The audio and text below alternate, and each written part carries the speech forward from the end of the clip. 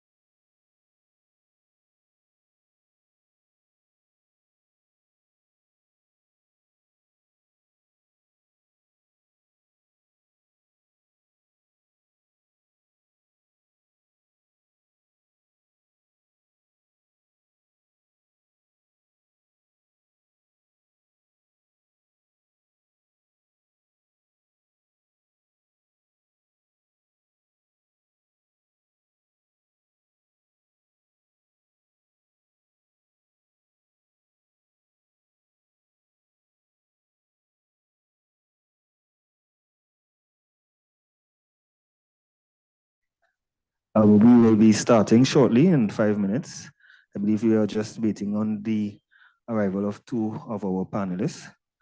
However, if they are not here before, we can start and they will be able to fill in. I know we understand we do have persons online. We have about 30 persons who are waiting, eagerly waiting for this seminar to begin. Thank you for your patience, and we will be with you shortly.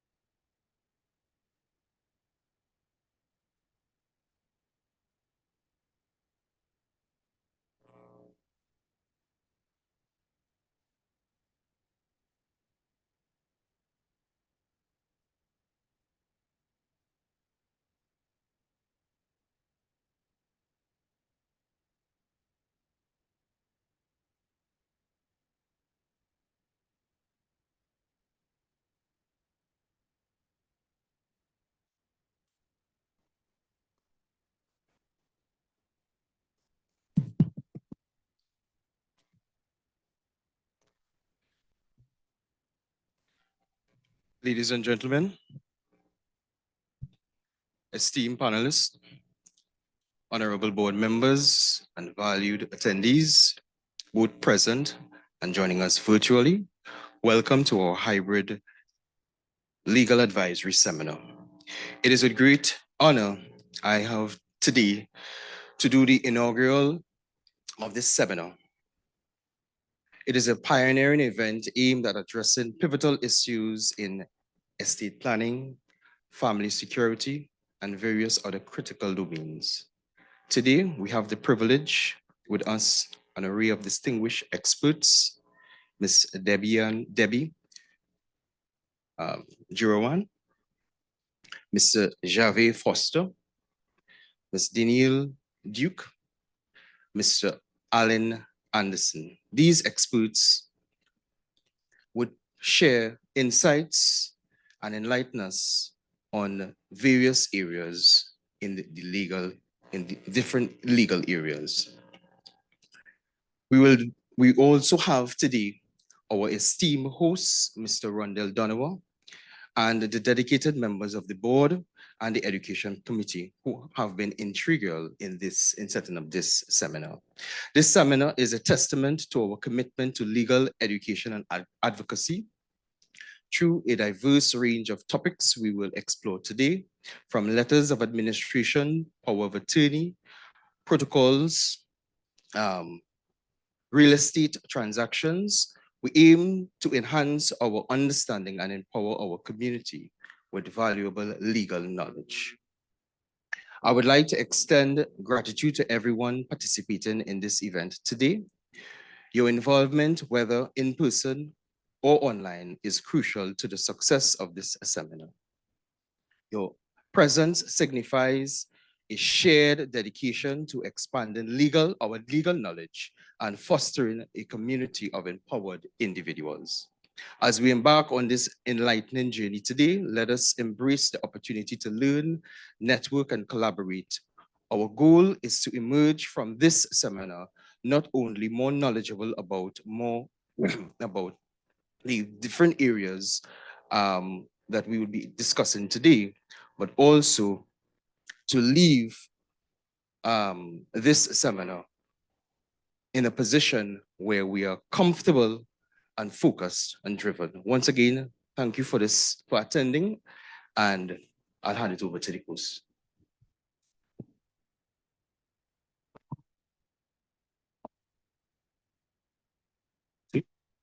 One, two, yes.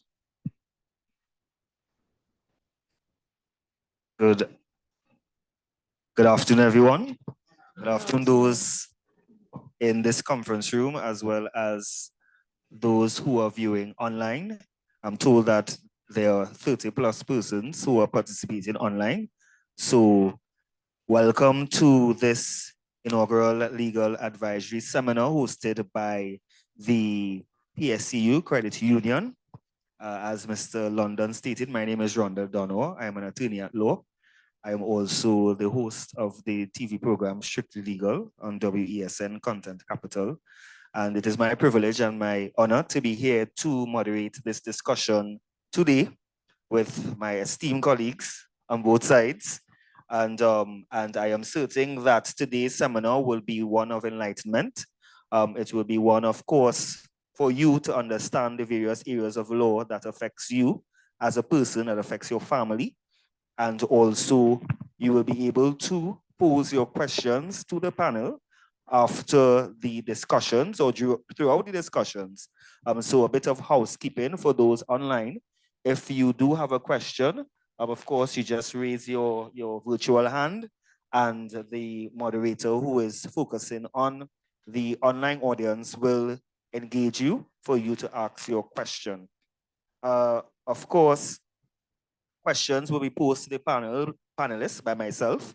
I do note that some of the panelists do have, had prepared certain presentations. So basically what we may do at this point in terms of not allowing them to, to give a brief overview of what they have prepared. I would like to start, of course, with the estate planning aspect of this seminar. But before I do that, I would just like to introduce our esteemed panel of attorneys.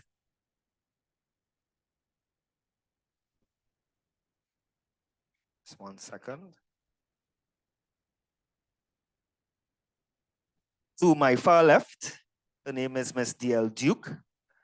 She has been practicing. She is an attorney at law, and she was officially called to practice to the Bar of Trinidad and Tobago in 2016. And for the past 7 years in practice, she has worked amongst senior attorneys, and her area of focus in law is or are corporate, civil, conveyancing, probate, and family law. That is Miss D.L. Duke on my far left.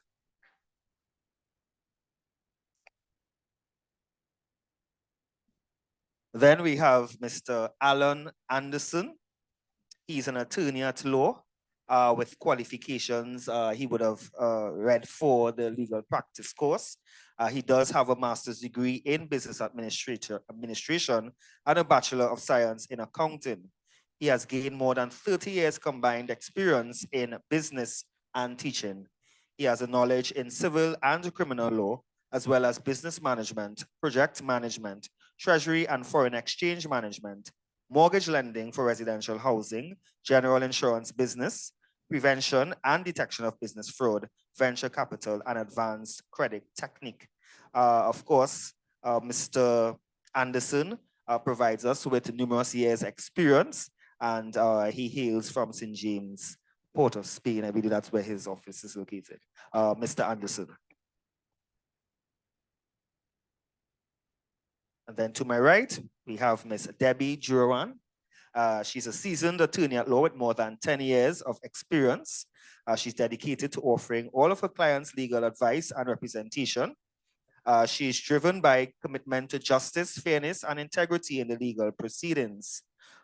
She upholds the value of justice and doing her part to ensure that the law protects the interests and rights of not only the privileged, but those who might be viewed as the less fortunate in society.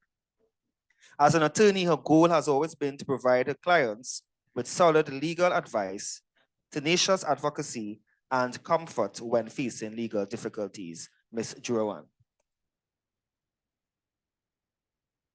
And last but not least, we have Mr. Javier Forrester. He's an attorney at law for the past 11 years.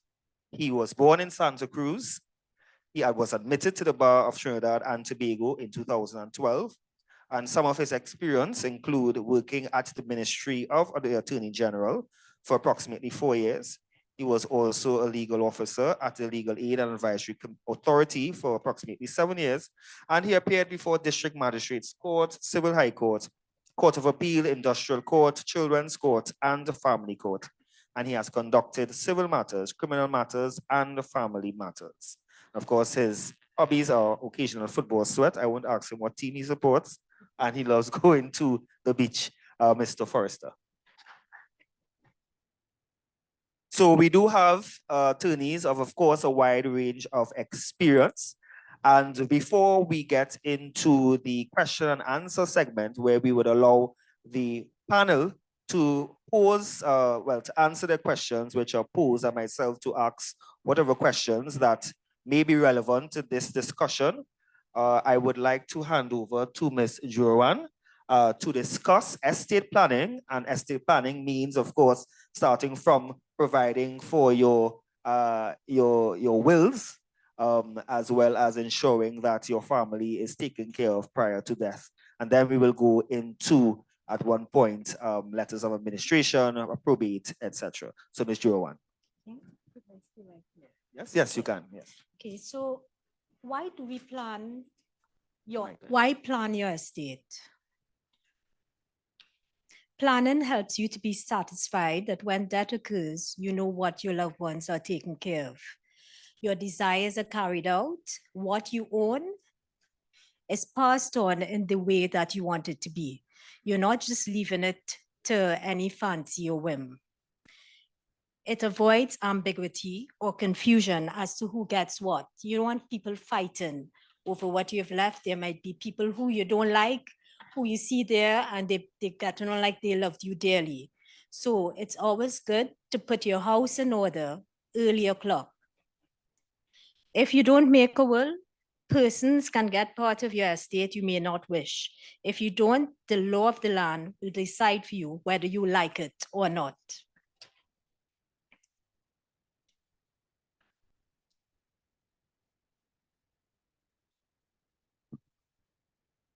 Just bear with me, is that okay?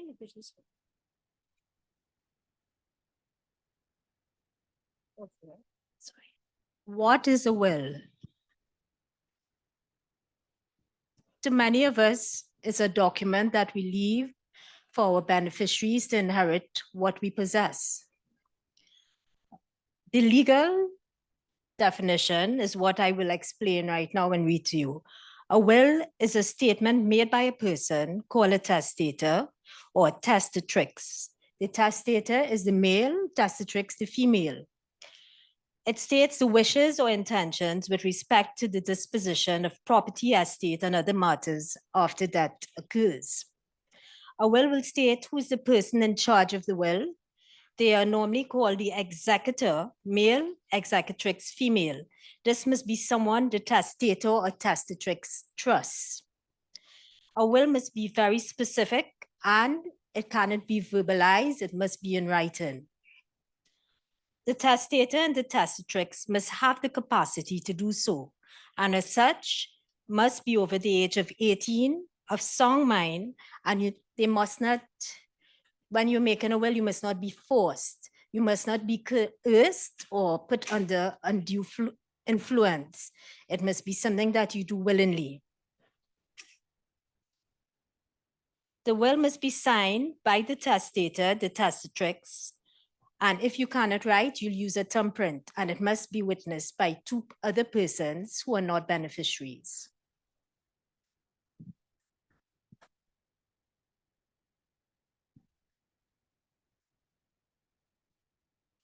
Now, if you make one will, can you revoke it? A will can be revoked at any time. If you plan to be married, you will have to change your will. It will not stand. Because if you make a will and then get married, it will be void. The circumstances have changed. Now, where do you keep the will? Under your bed, in a closet? It can be kept at your place of choice. If you have a safety deposit box in the bank, it is better to put it there because you don't want it to get it, any family members to find it and destroy it. Yes?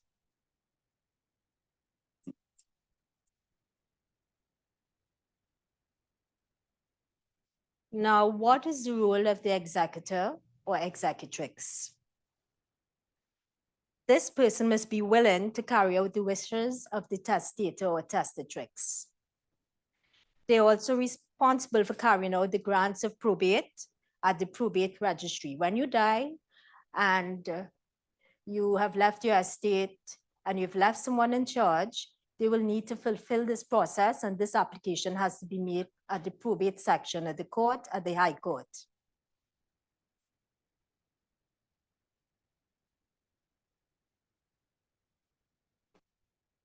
And if you leave possessions to minors and persons under 21, they're minors, or of unsound mind, the executor or executrix would be in charge of this, of the property, until they reach the age.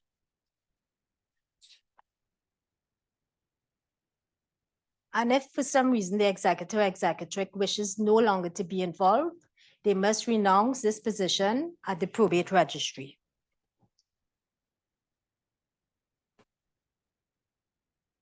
Now, what happens if you have an executor or executrix who does not do what they're supposed to do, right? They don't care. You know, sometimes we have a laissez-faire attitude. Well, after 12 months of death, the beneficiary can initiate legal proceedings against the executor or executrix, which then forces him to comply. Now, what happens if we, God forbid, we did not do a will? What is applicable is known as the law of intestacy. Now, sometimes there are different lines of succession, different issues. When I say lines of succession, I'm talking about who's going to inherit my property. If I have children, if I have, like in Trinidad, we usually have a wife and we may have a deputy outside. So, you know, they have different areas that would be applicable so they can get what they're entitled to, yes? So if you die with a spouse or cohabitant, the surviving spouse or cohabitant gets the entire estate. If you die intestate, no will again, you have your wife and your children, they benefit 50-50. Now, if you die with a spouse cohabitant, but with children, without any spouse or cohabitant, your children will get everything. Yes? Now, if you die and leave a spouse and a cohabitant, if at the time of death, now what is a cohabitant? That is, could I say the deputy? Yes? Only such dies and leave a spouse and a cohabitant if at the time of death, only such part of the estate that was acquired during the period of cohabitation. So while you were consorting with the other person outside, whatever you got at that time or acquired, that is what she will be entitled to. Subject to the rights, of course, to the spouse and the children. So they go down that line. Dies with no spouse, cohabitant, or children, it goes to the surviving parents. Now remember, when we talk about inheritance and beneficiaries and issues, we are looking at the bloodline.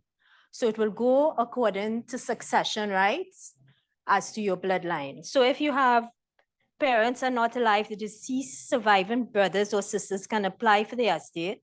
If none of the above exists, the deceased aunts, uncles, grandparents, nieces, or nephews can apply for the estate. If the none above exists, the deceased surviving half-blood. So going down that line, we want to ensure the relatives benefit from your estate. If nobody's alive, then the estate remains in the hands of the state. So this is why it is good to put your house in order before that. I mean, we don't think about that, but it's a fact. As we are born, we can die. That's one thing we are sure about that, yes?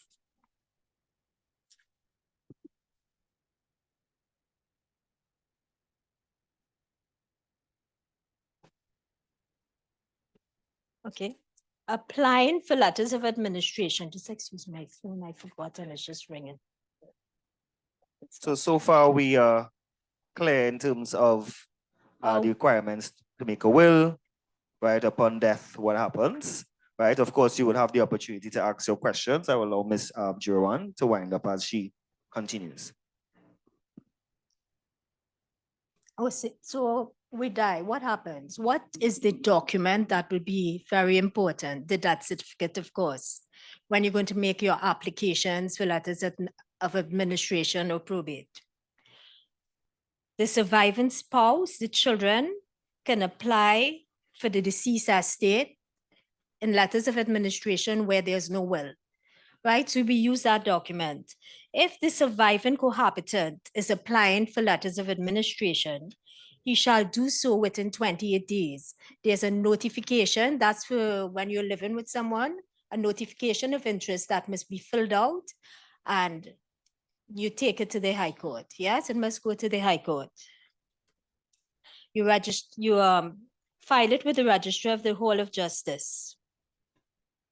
So what that basically is saying is that we have someone who's not the wife legally or formalized, but it is showing that they have an interest in the estate as being the cohabitant. Whoever is applying for letters of administration must produce to the court how he or she is related to the deceased.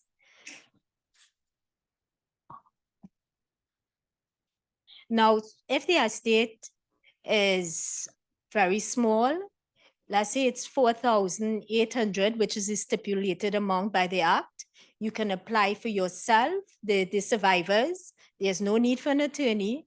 There's a prescribed form that you can fill out in the Hall of Justice.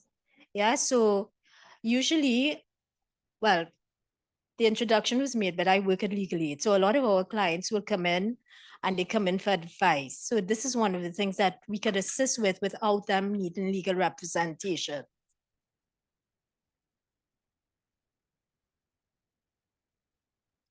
Now, let's say the family members has applied for letters of administration. There's a family member who's not happy with that person. She can file a caveat. And what that will do basically is to put a stop until an investigation has taken place. And the caveat has a time frame, it lasts for 6 months. I'm almost finished. Okay. The person dies with a will. So the last chapter that we just discussed was without a will. This one is with a will. The executor executrix applies for grants of probate at the probate registry, right? And this is at the Hall of Justice in Port of Spain. And as usual, you must have the certified death certificate is obtained. A will can be read at any time after the death of the testator or testatrix. And the will must be disposed according to the wishes of the testator or testatrix. Now, if the beneficiary dies before the testator or testatrix, and the will has not been changed, the gift will go to the estate of the beneficiary. So basically, sorry, if I make a will and I have left my entire belongings, possessions to my son, and he dies before me, God forbid, then what I've left will go to his estate. If the testator, if the beneficiary dies, okay, If the testator or testatrix fails or refuses to depose anything for a family member, they can make an application for reasonable financial provision to the courts from their estate. This has to be done within 6 months after the grant of probate was granted. Now, after receiving the application, the courts will consider several factors as to the size of the estate, the beneficiaries, the conduct of the applicant, the financial needs of the applicant, the mental and physical needs of the applicant, and the responsibilities the testator testatrix owe to the applicant or any relevant matters. Now, if the testator and testatrix is divorced, and part of the divorce proceedings, the parties agree that neither party to the marriage shall not be entitled on the debt of the other party to make an application for financial provision, the court will not entertain such applications. That is my discussion. If you all have questions after, you feel free to ask the panel. Thanks. Thank you very much, Ms. Jurawan. I know probably it's a lot to process. Of course, there may be a few questions that you may want to ask. I would probably advise maybe that we start, just to break the monotony, that we start with the panel, well, the audience here I'm going to say in studio, but not in studio, at the conference room. If there are any questions in terms of what Ms. Jurawan discussed, please state. Yes. May you use the microphone and state your name and pose your question.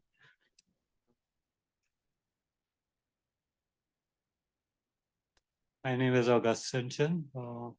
I'd like to know if you could deposit the will when you make it in the High Court. Yes, you can have it. That's for registering the will. Yeah, yes. Yes.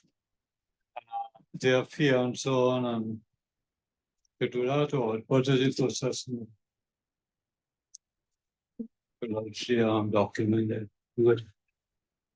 It's all right. Well, good afternoon, Mr. Chin. Yes. All right. So yes, you can deposit the will, or what we call lodge the will, at the probate office of the Hall of Justice. It's something that Ms. John may have missed in her presentation. In fact, it's probably the best way because it prevents any interference. Sometimes when you leave documents in maybe a safety deposit box, you're not always sure. All right, not casting any aspersions on any banks, but the Hall of Justice is the safest place. I believe there is a fee attached. I can't, right, $250 to lodge. $250, right, correct, to lodge. Yes, to lodge, all right. And again, as I said, I would advise that that is the best approach to safeguard the contents of your document. So after that, if you want to do that and update it now. Right. So when you do a will, there's a clause that begins where you revoke all former previous wills, right? So what happens is that once you do another will, automatically the previous will becomes revoked, and you can then lodge that new will at the Hall of Justice. It's important to know that once you lodge the will, that's it, right? That document doesn't come out until you've passed on, right? They call it sealing of the will, all right? So if you want to do a subsequent will, you're free to do so and lodge that as well at the Hall of Justice, probate office. No problem. Ms. Duke, do you have a comment? Yeah.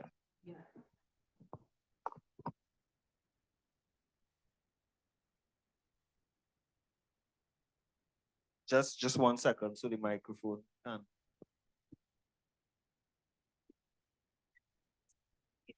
So in terms of lodging of the will and the specifics of it, you would find that now COVID has kind of restricted physical access a lot. So my instructions from the probate registry, and the last time I inquired, was that an appointment must be made through the probate registry or in order to lodge the will at the probate registry. So just adding that aspect.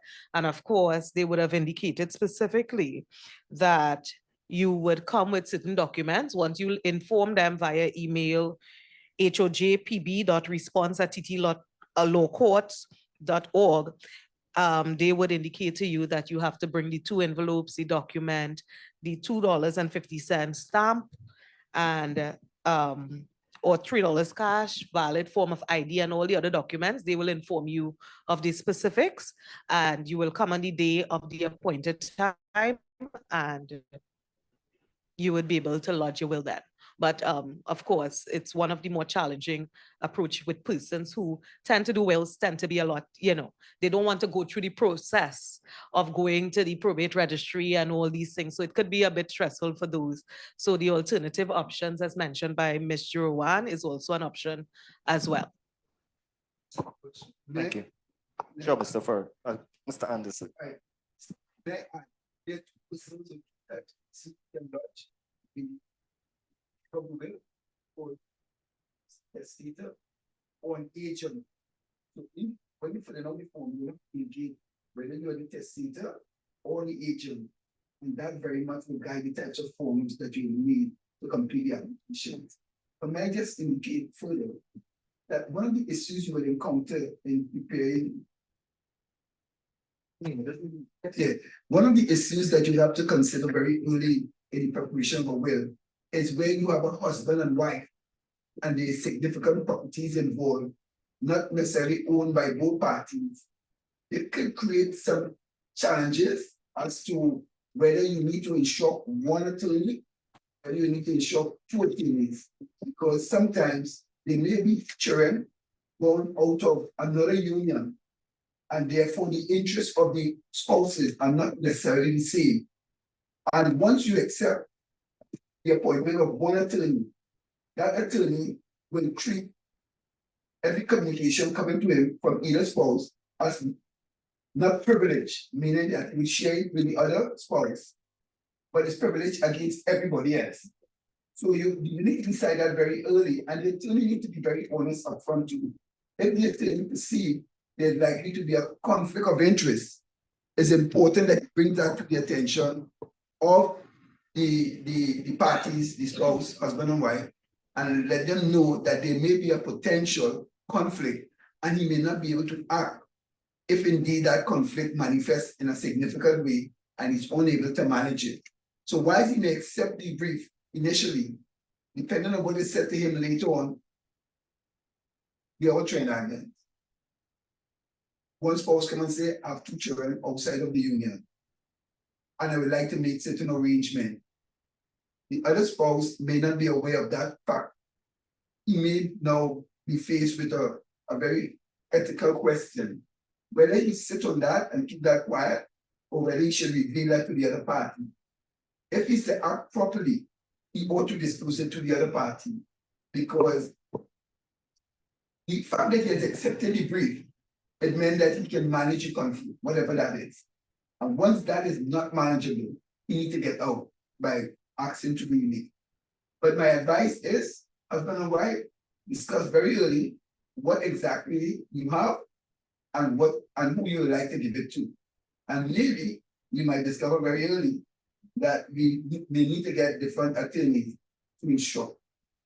I think this is a consideration that has to be done upfront, because it becomes very difficult when the process starts and secrets start coming out, and there's a bit of embarrassment, and it could create some issues going forward. But at the end of the day, I want to make it clear, estate planning is not about will planning. It's not about tax evasion or tax avoidance, right? It's really about financial management. It's about property management. It's about creating a succession plan so that if you own a business, you can provide for a smooth transition from the owner to the intended beneficiaries. And they must be given a chance to be prepared to take over that responsibility when that day comes. So it creates a greater understanding about how to manage what you have and what you're likely to have upon many nights. Could I just make one more point? Sorry. Sure, Mr. First. Relative to the question, because it's an important question, and to highlight the suggestion about lodging the document with the Hall of Justice. Now we have a practice of being very of secrecy when it comes to our affairs, right? Upon death. Now, the safety deposit box is an issue for me. Now, when you leave a document in a safety deposit box and no one knows that you have a will, how do we know where to look? Most of your family will proceed to perhaps do a application for grant of letters of administration, thinking you don't have a will. They know you have a safety deposit box, you know, but they don't know what's in it because there's no access to that box until after a grant is made. So to then find out that there is a will, and that's more cost incurred to now go and carry out the intentions of your will. Now, when you lodge a document at the Hall of Justice, something is done called a search. That must be done first before any application is made for probate, etc. Immediately, the Hall of Justice will be able to tell your attorney that there is a will. So if no one knew that you had a will, they will know at that point in time that a will was created. So, and then there's another issue as well. Sometimes banks have different policies on what access they give you to the safety deposit box after you die. That's another issue. So you may have the will in the safety deposit box. I may be your executor. I may not even know if I'm your executor. That's the next thing because I've never seen the will. I go to the bank and say, well, I may be the executor. I want to see the will too. And the bank may say, well, you know, no, that's not how it works. Right? And different banks may give different views. So again, as I said, I can't speak to bank policy. I'm an attorney, not a banker, but I can speak to what the court does. And I would suggest lodging it with the Hall of Justice or, you know, maybe with your attorney, right? That might be the only other option I would suggest, just to further answer the question. Sure. Thank you. Should I tell? I have. Sometimes it may not be advisable to let the intended beneficiary know that there is a will in favor of him or her. So living in a space that is quite tricky to navigate. You could tell your favorite son, he then enter into a new relationship, and somebody start elbowing. I think she's living too long. Or I think he's living too long. I don't want to go too far with that, but it is important that you choose who you tell what you have and who you intend to give what you have. Right? So be very careful. You know what street you live on, you know who your neighbors are, and therefore you need to be very, very careful what you disclose upfront. And even beyond that, be careful what you give before you pass through. Because sometimes you might really intend to create a kind of hassle-free transition and you give the property to your son. And you did not hold what we call a life estate or life interest. And then somewhere along, you and this favorite sibling, son, no longer on the same page. And the next thing, actually being taken to evict you on what was your property. So all I'm saying is that always seek proper legal advice before proceeding to make significant decisions regarding your estate. Thank you very much, Mr. Anderson. And these are real life scenarios, please. Of course, these attorneys are well experienced, so these are not fictional. So it's about putting your house in order. Before I take your comment, ma'am, I just want to take a comment from online. Charmaine, she asked, can I prepare my own will without it being registered? You can, she can prepare her own will, but she must acknowledge the essential criteria. They must have 2 witnesses, a proper signature, and she cannot have any of the beneficiaries as one of the witnesses. Sure, Mr. Duke. Yes, if I can add as well, sometimes persons put themselves in a position where they do their own will and then, God forbid, you pass on and the document is not valid. I always say it's important, as Mr. Anderson just said, to seek some legal advice and guidance as to what the legal requirements according to the Wills and Probate Act are to do the will. So yes, you can do the will on your own. However, it's not just a document as you would think that just lays out what your intentions are. There are certain formalities that must be followed, and if they are not followed, it could invalidate the document that you create. Yeah? And just one final question before from our virtual audience. Yuna, she asked, what can be done when a matter is before the court and the other person and their lawyer seems not to care? I am not sure if that is a professional conduct issue. But the question is, the question is what can be done when a matter is before the court and the other person and the lawyer seems not to care? I think that's subjective. I'm reading into the question. I think she's talking about perhaps intermeddling with an estate, perhaps, given the topic that we're on today. Where a matter is before the court and perhaps another party is still proceeding to, let's say, build on land that is part of an estate. No, you're not supposed to intermeddle with an estate, really, all right? There are what we would call allowances that are made, right? You have children who perhaps are living in mommy's house. Mommy just passed away. You may not expect them to leave the house and lock it up and say, okay, until the probate is done or whatever, no one will live here. But you are not really supposed to intermeddle. So things like conducting extensive renovations, things like using up the assets. Those sometimes you have family members who have access to bank cards and they are able to take out monies that form part of the estate. All these things should not be done. One of the ways that you can perhaps prevent that is maybe to seek an injunction at the point in time from the court, letting the court know that while these proceedings are pending, we don't want any of the estate to be exhausted against the wills of the testator. So that's one way I would answer that question. Certainly, thank you very much, Mr. Forrester. Ma'am, if you want to take the mic, please.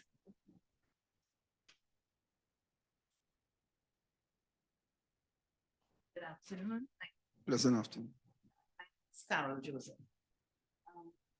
Two questions, the shorter one first. Recently I found out, and I want to know, how valid is this?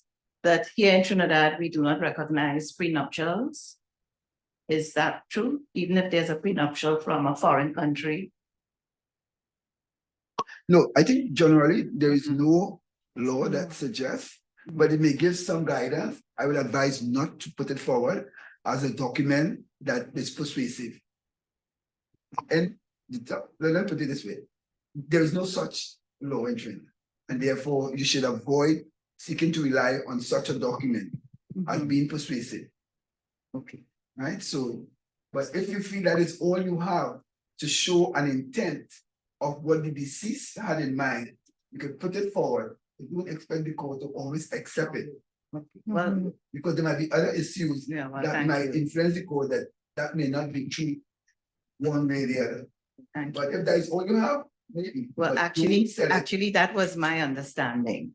No, that prenuptials are not recognized in Trinidad. I think you're correct on that point. Okay. The next question, which is a little... But may I advise, there is a principle called promissory estoppel. You can advance it, seeking to rely on that principle, which is a promise that you're asking the person not to go back on. But again, I want to be clear, it is not accepted in Trinidad. The prenuptial agreement is not accepted, but you could adduce it in furtherance of another principle that might be helpful, but by itself, it will not stand. Okay, all right. My second question, I found out recently that my uncle's my uncle is deceased, was married, his wife is deceased, had one child who is also deceased. My understanding was that the property, they went through letters of administration, and the property is now in the name of the deceased wife. Right? Since then, the son, which would be my cousin, my first cousin, is also deceased. My question is, there was someone living in the house and I recently found out a family member of the deceased wife was in the property. And I recently found out that now that person is dead. And I don't think that there's anyone else around bloodline. My question is, do I have a right?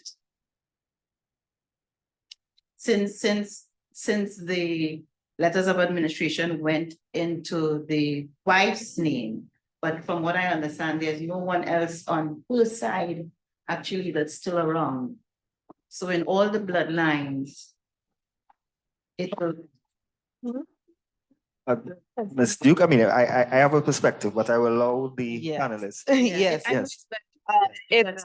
It is ticklish because you would want to get specific details as to the timeline when each person died. So I'm hearing first that uncle died, your uncle died first. His wife would have applied for the grant of probate or letters of administration and acquired and placed the property in her name. And after she has placed in her name, she died. The issue is whether her son or their son died before her or after. Yeah, so in that instance, I would probably suggest that once you have gathered the necessary information, you could liaise with your attorney, legal representative, and go through the timeline where they could advise you better as to whether it falls within his estate, her estate, or whose estate it falls within, to know whether you are entitled to apply. Because that is where because even though he died and she died, say for instance, she died, the son died after she died, it means that whatever her entitlement and property is as the only surviving child, he would have been entitled to it. So providing you're going down the line according to the Administration of Estates Act. Everything stopped at him. No, but it goes on from family, and next of kin is a wide ranging explanation. So from son, if there is no son, then parents. If there are no parents, then brother and sister of same blood, and it goes on and on and on. So therefore, you really probably do need to seek counsel after you've gathered the specific information. Because from what I've discovered, bloodline seems as though I'm the only one. But if you're the only one surviving, then you have received a blessing.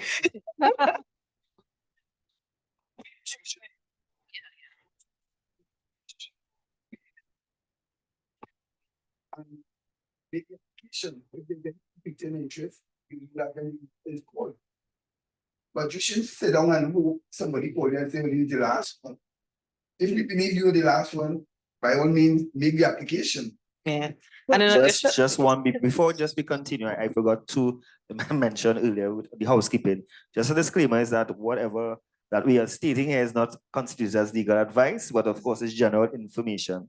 And please do not hold the attorneys accountable, right, for such. Okay? Yes, thanks. yes, and also if you indicated briefly that someone resided in the property, and well, all that could be a factor in it, because what if they have acquired an interest based on adverse possession? How long have they been in the property living? And maybe, who is in the property now? So it's nobody. Well, that might be a good thing because it's up there, but you might be the person entitled. So I advise you to gather the information necessary. Because even with the person that was living there, as I said, what I heard recently is that they died, and they too, no spouse, no children, no.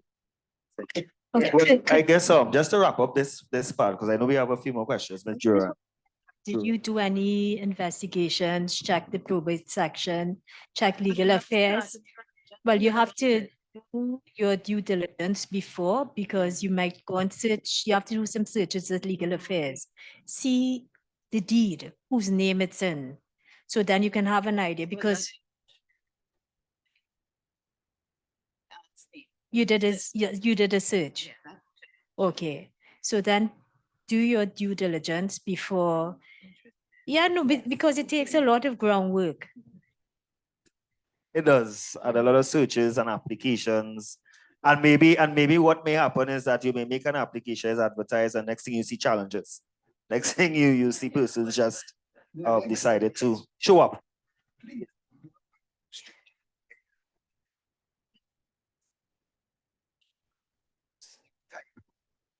In law, there's a presumption that if no one is looking after it, you either surrender it or you abandon it. So though you might be in doubt as to whether you are that person or next of kin, you should assert your position and let the law determine who is the best person to inherit it. Be not saying to occupy, but maybe fence or something like that. That would assist. Okay. Next person, please. We have a few online questions. We will go to the online questions thereafter. My name is Andre Walker. I am supposed to determine whom I should declare executor to my will.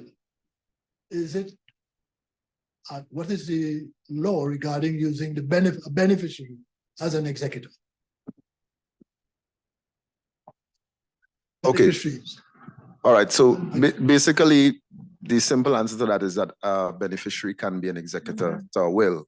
But if you permit me, if I may just give you some more information, I would advise choosing an executor that is significantly younger. I say that because there's a tendency to choose your peers, and sometimes they may pass on before you, and then you have a situation where you don't have an executor, right? So usually when people go to lawyers, to prepare a will, you'll be advised to choose someone significantly younger so that there is a high chance that they will survive you to then carry out the duties that you've appointed them to carry out. I deduce therefore that I can. Son? Yes. Yes, sir. Yes. Yes, sir.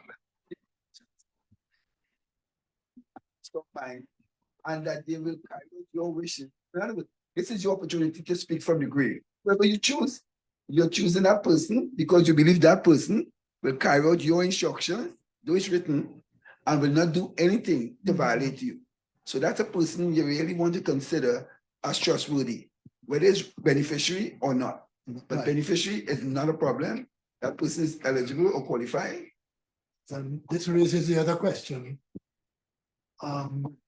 If one has to use one's daughter or son, should one consider the more senior or the less senior in terms of? If Is it I'm, yes? yes, if I may, age is never, in terms of Mr.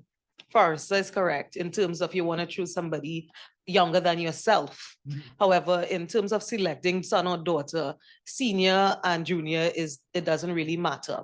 And I wanted to add a little further. Of course, you will choose the one that is the most responsible, if so be it. However, note in law, you could also select multiple executors. So God forbid something happened to one executor, it means that the other person would be likely to carry out or continue the process of applying for the grant and doing whatever. Or if during, and not just through death, say for instance, they lose mental capacity, they kind of, all these things, one person would continue to carry on. So you could select both. If it is you're comfortable with that and you don't want to show favoritism, you could select both and they could decide which one would proceed. Great. Thanks very much. Thank you very much, sir. Mr. Forrester, you had a comment? Go. My point. Okay, great, thank you. We would just like to take a question from online. Rosalia, what is the procedure to get a property on your name? It was gifted in a will.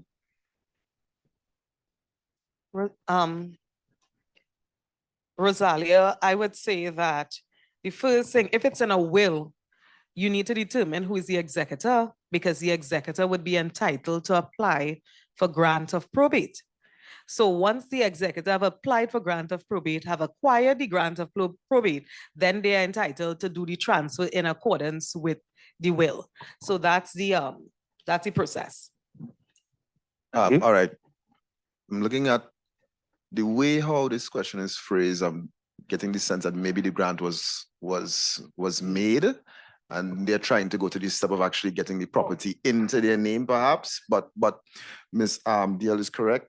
After a grant of probate is issued, the way that property, meaning real estate, is transferred is by a deed of assent, right? So that would be the next step after the grant of probate is issued. Thank you. Thank you very much.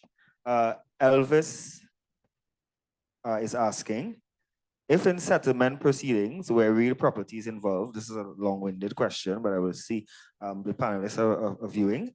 If in settlement proceedings where real property is involved, one party is given eight months to pay the other. Highlight it. Yeah, put it back on highlight so that we could, yeah.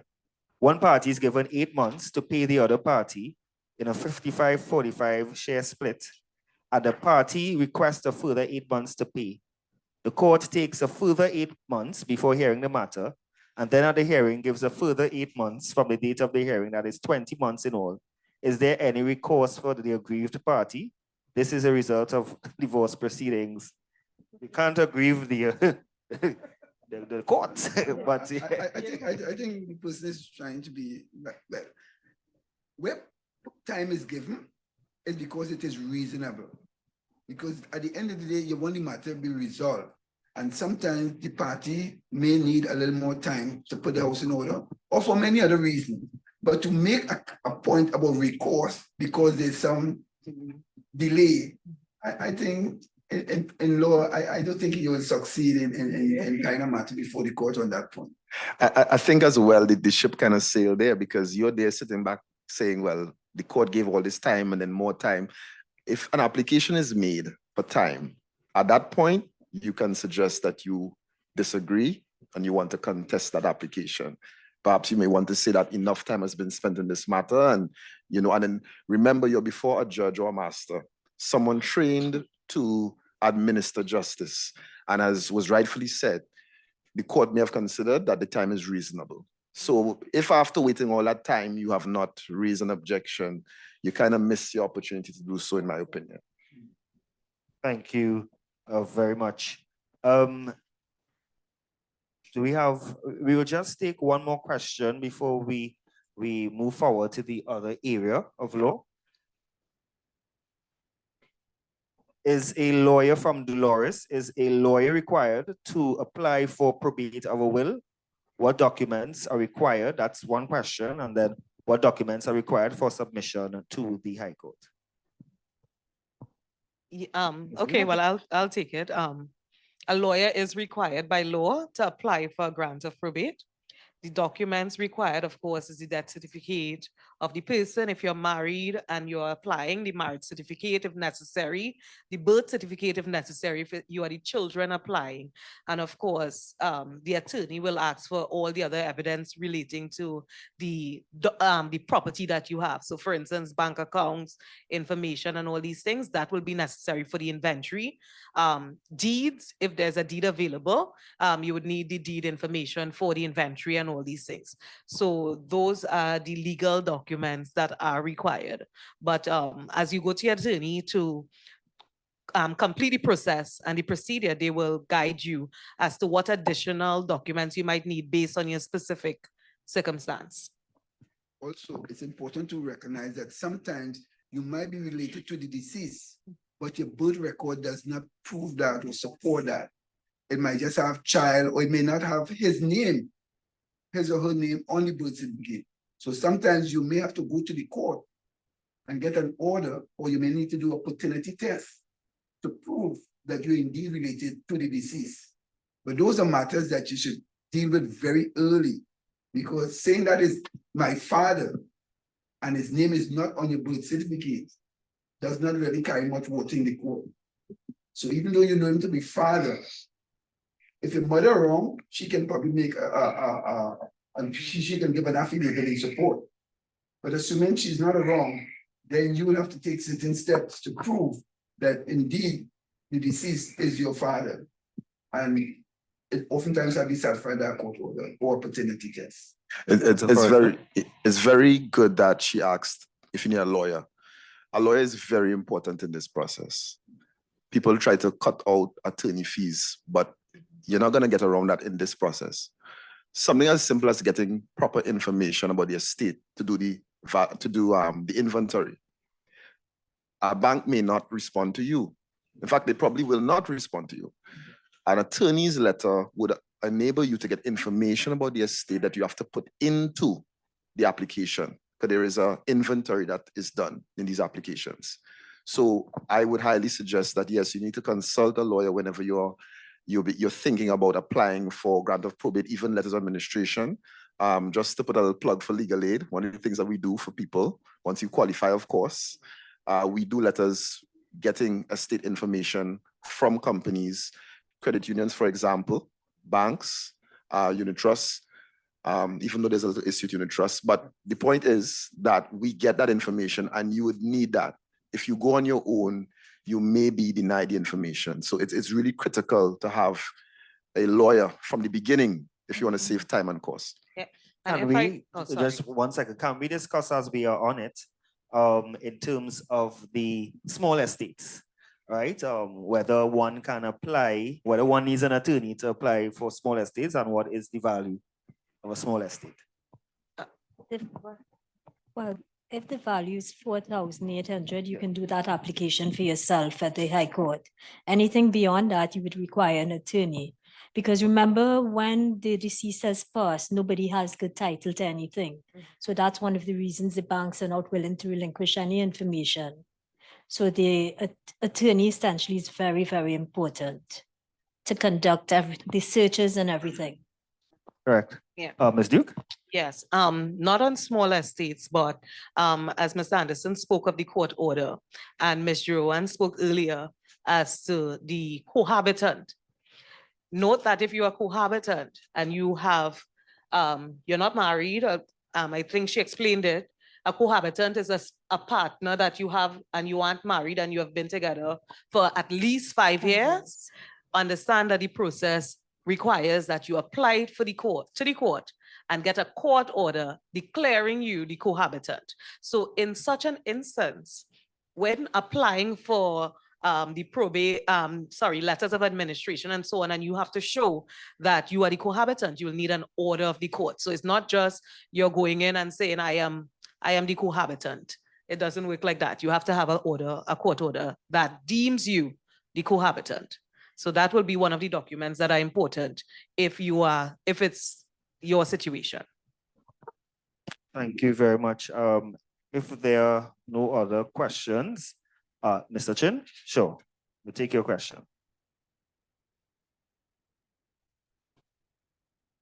Question is, let's say you go to the attorney now to prepare the will.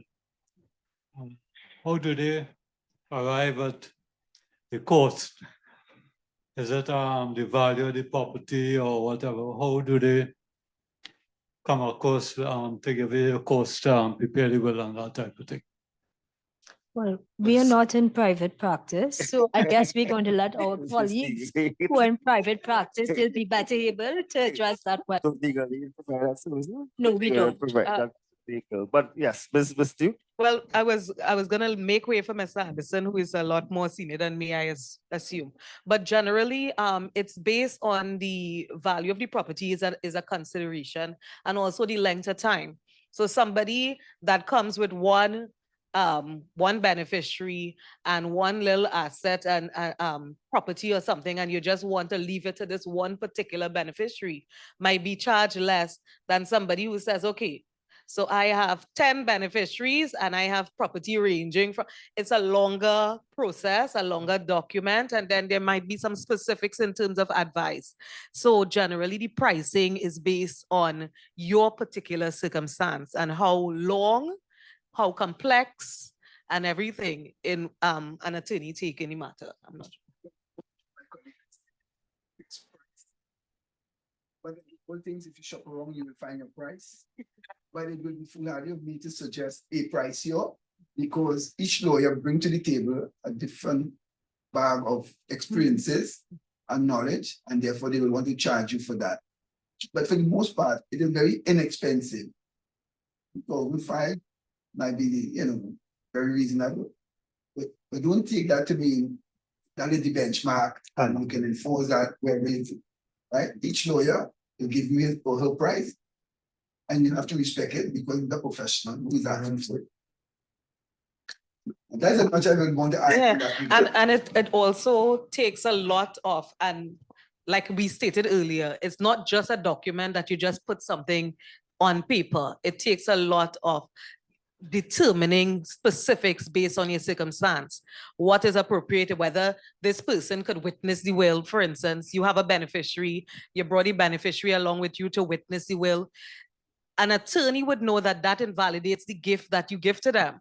So it comes with a lot of legal knowledge and expertise, not just a piece of paper. And also consideration should be taken to if a will has to be executed at someone's residence, you have to take the locality, you have to take that into consideration, the cost. Sometimes someone may be bedridden, they may need to do thumbprints, all these various things have to be factored in. Everyone always thinks they can be a lawyer, right? So let me just start by saying that you can't shortchange the expertise that goes into these documents. At Legal Aid, we see plenty of people coming with wills, only to find out that a JP did it. I'm not knocking JPs, but I'm just saying sometimes the documents are substandard. And the problem is that when you pass on, you are not there to see how shoddy the work was sometimes. It is your beneficiaries and your children and your family that have to deal up with this document, which may end up in litigation, which may end up even being deemed to be just totally improper, invalid. And then we back to square one. Exactly what you didn't want to happen has happened. And now the law of the land has to step in to distribute your estate. I would advise, this is just my advice, that you go to a lawyer in the preparation of a will and you pay him or her their due fee. Even if, and you can advise me differently, even if Legal Aid doesn't prepare wills, I'm sure you'll advise. We do. Yeah, you legally provide advice for small fee? Yeah, free. Okay. $50. $50, that's what I'm saying, yeah. Very small. It's free. Pensioners is free. Oh. Yeah, so Mr. Chilwell, hopefully he's a pensioner, we don't know. But yes. Documents I prepared. can use a friend to do it for free. Sorry, I got across Ms. Dura. Saying sometimes we are privy to jobs that they would have had by the commissioner of affidavit, they'd bring it in. So we will verify, we look at it and see if it's a good job, what is done. So we do get a lot of things that we can't do, but we will look at it, validate it, see if it's proper or not. Yes? The point I want to Thank you. make here is that, what I want to make is that don't see just as a transaction, because, for example, there are certain words that carry certain meaning and certain outcome. You might just say, Peter and Paul hold the property jointly. Is that how you want them to continue to hold it? So that when you're doing your will, you want to understand how that will affect the heirs of either party, if they have. By jointly meaning, both of them hold it together. And on the passing of one, surviving party take all. Each hold a discrete share. And in those circumstances, they can pass their share onto their heirs. But if it is held jointly, forget how many persons, at the end of the day, the last surviving person will take it all. Is that what you intend? So there's good reason for proper advice. It is not just a simple document, but it's a document that sets out your real intention. And when you're an attorney who is well trained can understand that and protect your interests going forward. And Ms. Anderson is quite correct. Just one more point. Something that you may not know, again, because when there is silence, there is a presumption of joint tenancy in documents, right? You may not know that. We are dealing with a case like that right now at Legal Aid. Two sisters own property, and they would have thought that when one dies, their share would go to their children. But it was a joint tenancy. The deed was absent on the type of tenancy that how it was held. The land was held. So the presumption stepped in, and the other sister who had no children ended up with the entire property. And then another relative applied and is trying to evict them. So the point is, having attorneys present, there's information that you may not know that is not on paper, but the attorney knows that goes into the preparation of the document, research. All right, and it's advisable, again, that you have an attorney involved. Thank you very much, Mr. Forrester.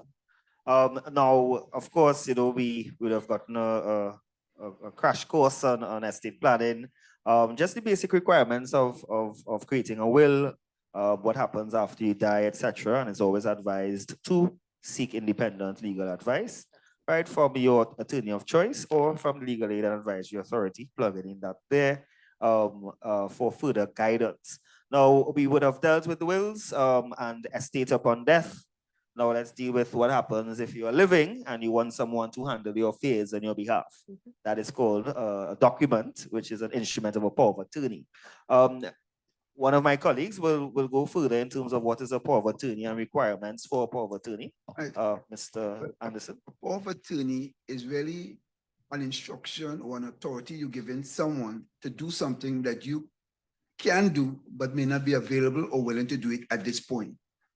That means you must have the mental capacity to instruct. So even if it was executed properly and you lose that mental capacity, at that point, the power of attorney no longer is valid.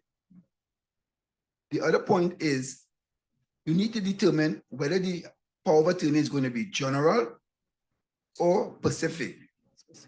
Is it only to manage my property on Long Circular Road, or is it to manage all my properties in Trinidad and Tobago? Is it a power to manage my deposits that I'm supposed to receive from, let's say, rent? You need to be very clear and specific about what instructions or authority you're giving the attorney, the lawful attorney, to act on your behalf. So you're really asking the lawful attorney to act on your behalf because physically you are not available to do it. But mentally, you must have that capacity to do it. If you lose that mental capacity, then a person of interest will need to make an application under the Mental Health Act to have somebody appointed either as a committee or as a receiver and must satisfy the court that you are the primary carer of that person. And if there are other siblings, you will have to get the consent of the other siblings in order to make that application. So that application is done by way of a fixed date claim form, an affidavit in support, and you must have the requisite consent of the other siblings. But the difference is one has mental capacity, power of attorney, the other one mental health. The person is either suffering from dementia, had some mental injury or whatever, not able to appreciate or ability, or he has the ability to manage his affairs. In those circumstances, you may have to approach the court for an appointment as a receiver or as a committee. Both of them function nearly the same. And of course, the question will be, what is a receiver or committee?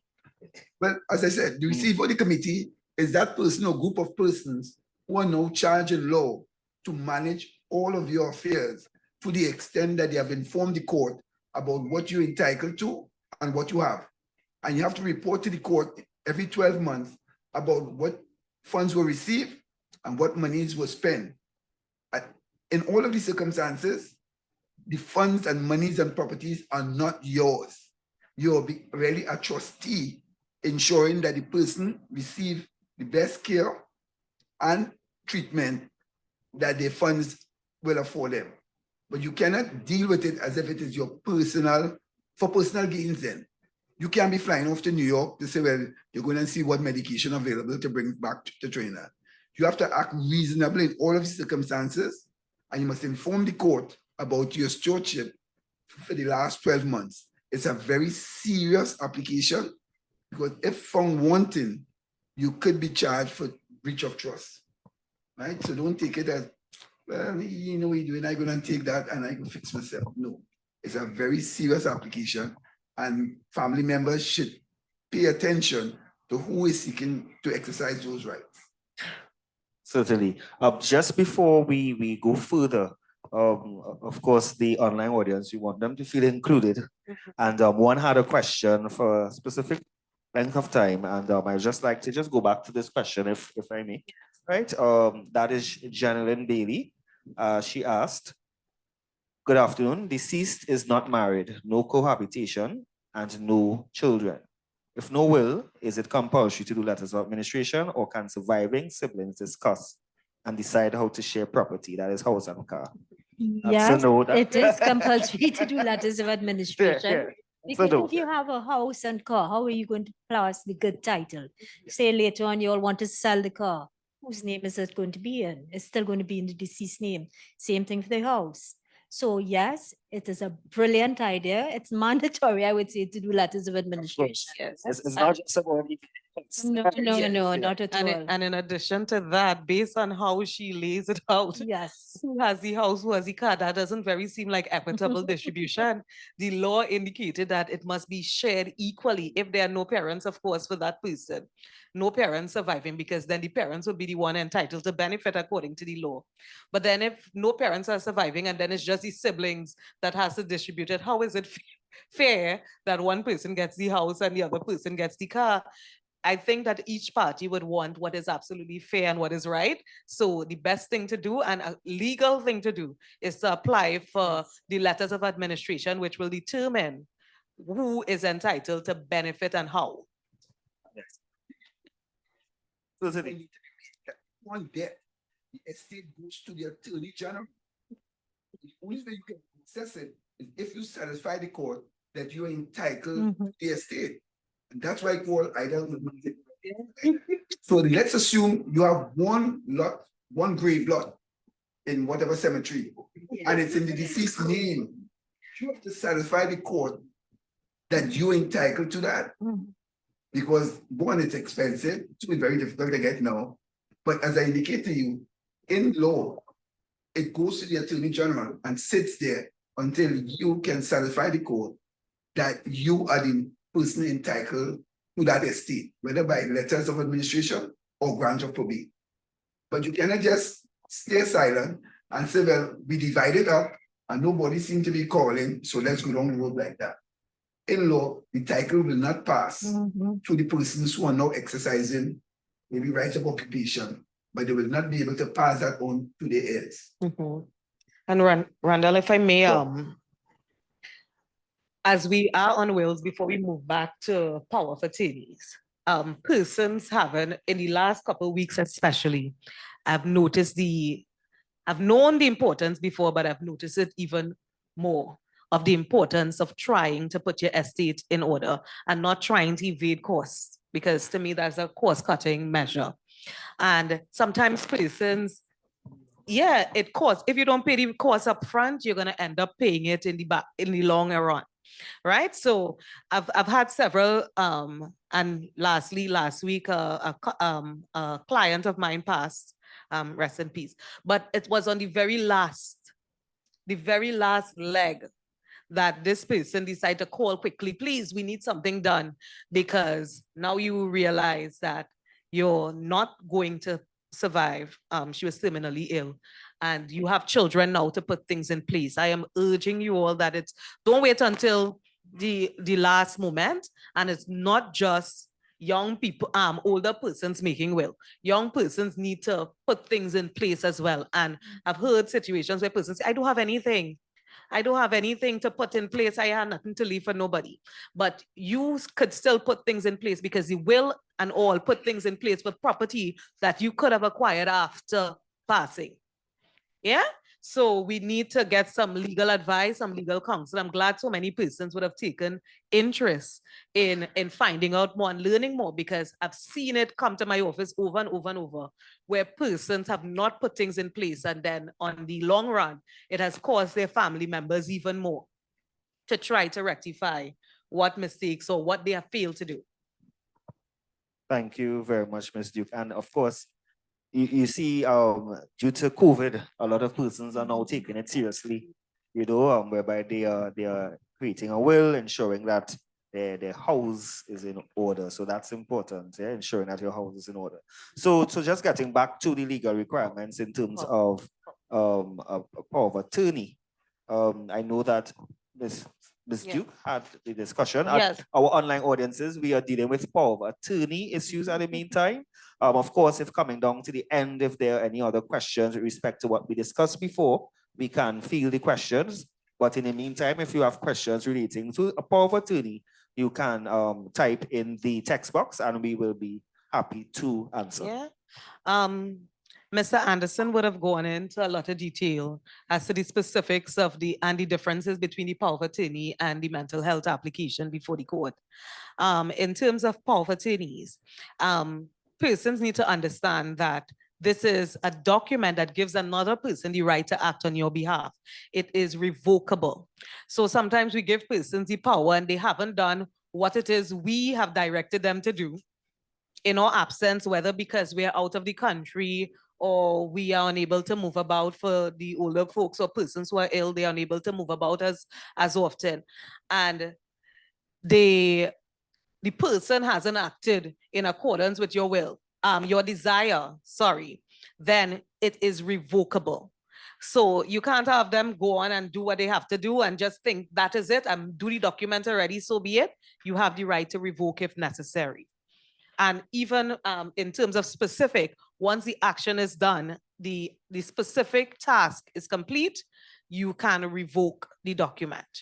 So. Thank you very much, Ms. Duke.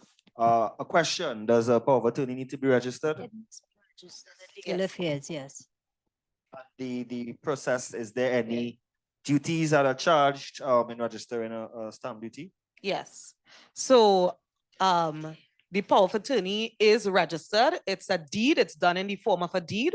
And as such, you will have to get stamp duty. There's a fee payable, I believe it's like $25. And then once it's it has the stamp duty approval, then it's registered in the Register General, which also takes a course. So apart from the legal fees, please take in consideration the procedural fees, which is stamp duty, Register General, probably the processing clerk, because the attorney can't really go down there by herself or himself and do it. So take into consideration the attached fees apart from the legal fees. Also, person who's granting the power does not reside or not domicile in Trinidad, then it has to be executed before a public notary abroad. And there's a certificate of execution that is done that is different from the normally see. So it's important to recognize who is granting the power, where that person lives at the time of granting the power. If it's done locally, then it can be done by way of attorney and commission. But if it's done outside of Trinidad, whether it's Grenada or Trinidad, anything outside of Trinidad, it has to be done before public notary. And as indicated, it can be revoked. Do we have any questions from the in-house audience with respect to power of attorneys? Any questions online? In the meantime, Mr. Forrester. Can I just say, so a lot of was discussed, all of it on point, excellent. The power of attorney, it's important to highlight, as Ms. Anderson said, that it can be specific to a particular task or something that you want done. Now, that is it's different to what happens with the mental health applications, which normally are general in nature. And there's a reason for that, and it's important to understand the reason behind the law, because the law must make sense, right? Now, someone who can't handle their own affairs clearly needs someone to do general tasks for them. Now, when you apply for mental health application, it's a rigorous process. A power of attorney is more easily created. You can go to an attorney, you can get it registered, any attorney you choose. You must go to court because you are getting to basically control an entire person's life. Someone who does not have the capacity to do it for themselves. When you file this application, it's important to also know that it goes, the Registrar General of Trinidad and Tobago must be served.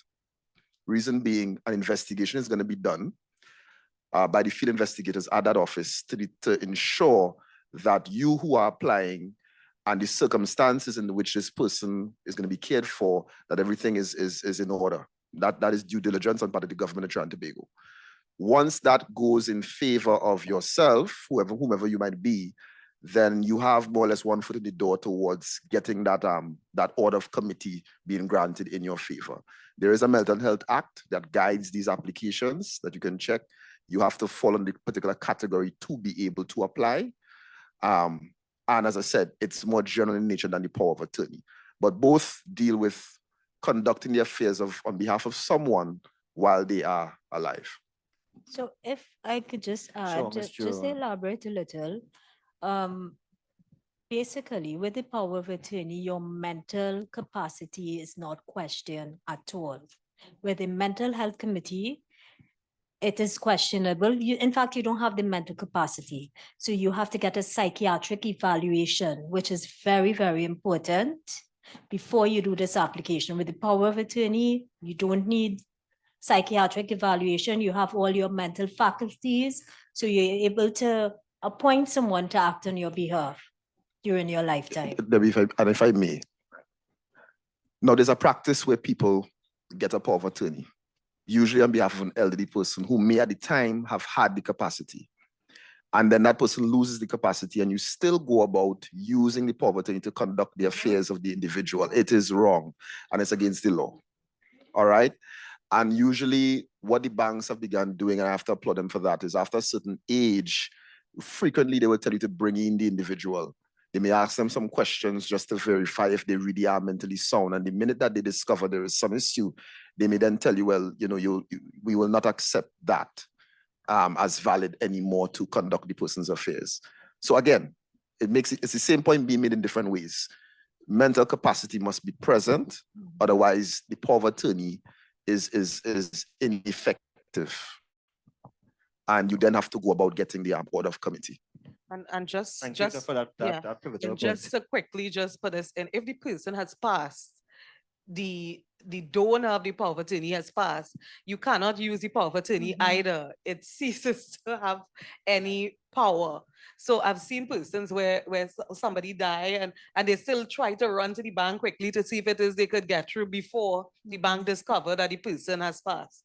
It is wrong. And I've had to say, stop. You don't want to be under investigation. It's fraud, basically. Yes. Any questions online? Any questions in relation to power of attorney? Sure, Mr. Chin. I'm saying this is more probably. Yeah. If you have some relative abroad, could you do a power of attorney for them from here, or will have to be done abroad or what? The power of attorney must be registered in Trinidad and is only applicable in Trinidad. But it can be registered in Trinidad and taking action abroad. So if they're abroad, they'll have to do one for them abroad. Yeah, correct. Correct. That's correct. All right, thank you very much. I believe that at least this discussion point seemed to be certainly sure. Use the mic. Good afternoon, sir. Zatan, regarding memorandum of discharge, after you have completed the mortgage payment, right, with the bank, how long did the bank takes to dispatch that document to you? That is via the deed, right? Yeah, so the with real estate. Yeah. Anyone wants to? Once the mortgage is fully discharged and you have certified, well, and you have informed the bank, well, the bank's supposed to know it was discharged. They're supposed to give you that deed of release because that's when the title comes back to you. Because by way of a mortgage, you are giving the bank or the financial institution the right to own the property until such time all the payments are made. Once all the payments are made to the satisfaction of the bank, they have a duty to send it back to you by way of a deed of release.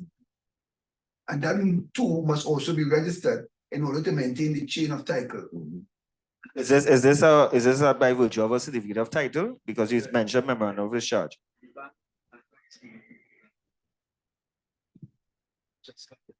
Right. Go to the lawyer, then to give you a letter of discharge that the mortgage is completed. Take that to the bank, right? I think that's a bank responsibility. Yeah, Because the lawyer who is not a staff member really does not have the evidence to prove that the loan was discharged. So those facts are with the bank, and therefore since they're the custodian of the record, they are the best people to say that the loan has been paid off in full, and they can now release the property back to you. Right. Similarly with AGC or any one of those agencies. So when you receive that memorandum of discharge, what steps next? Do you have to, the bank does everything for you in terms of stamp duty and The bank's supposed to do that entire process for you. right, Once you receive that document, it means that you know the true owner. right. Or well, they really send back the title to you, and you can deal with the property as you see fit going forward. But if you were to make a will, it would be subject to that mortgage. Yeah. Once the mortgage has been paid off in full, and the deed of release has been executed and filed, then the property is with you. Mr. Chan? This is Khan, sorry. Khan. What is the issue? Is it payment? Is it payment of No, the it's attorney just- fees it's just to waiting. okay, so you're waiting and you don't have a definitive time frame within which you're gonna get this document. So I would just say what we usually say in law, it's supposed to be done in a reasonable time. I would say that. And I say that because let's just say, God forbid, you're waiting and 2-3 years pass by and you come back to another PSCU conference and you're still waiting again.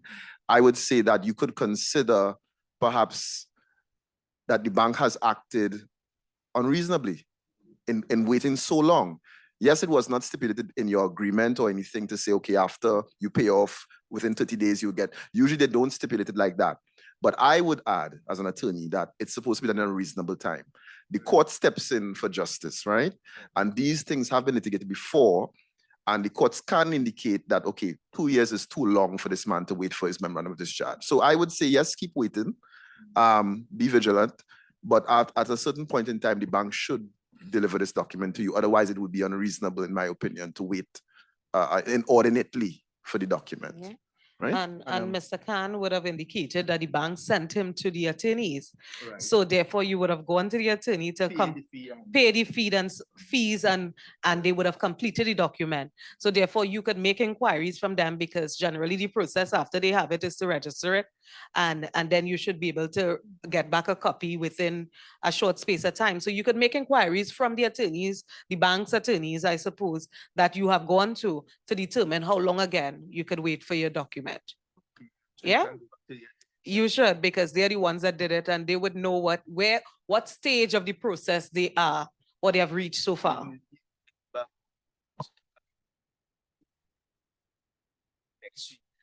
Yeah, what I've found, what I've understood is that when the bank send you to their attorneys, the attorneys are answerable to them. However, you have paid your fees and you're making an inquiry.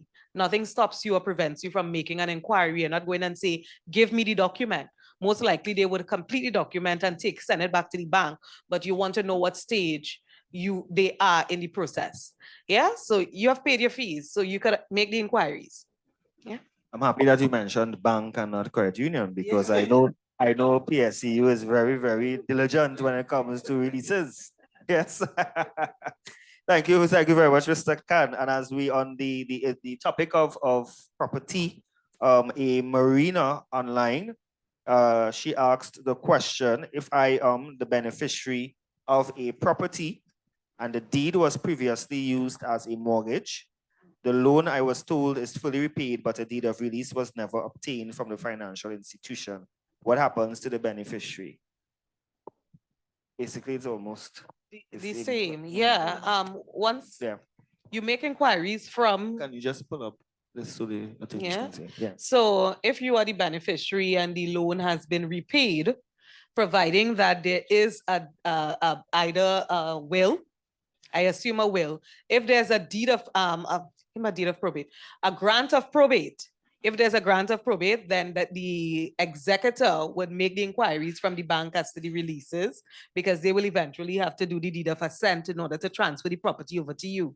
If there has been no deed of release from the bank, make inquiries from the bank, and if not, then your attorneys may need to step in, or the executor's attorneys may need to step in to get some further information and specific information from the bank. Did I hear correctly that some So- property was used as collateral? I didn't, No. No, sorry, okay, I No, thought not I heard wrong. My collateral. It's apologies, all right. basically, they are the beneficiary of a property and the deed was previously used as a mortgage. okay, all right, okay. Right.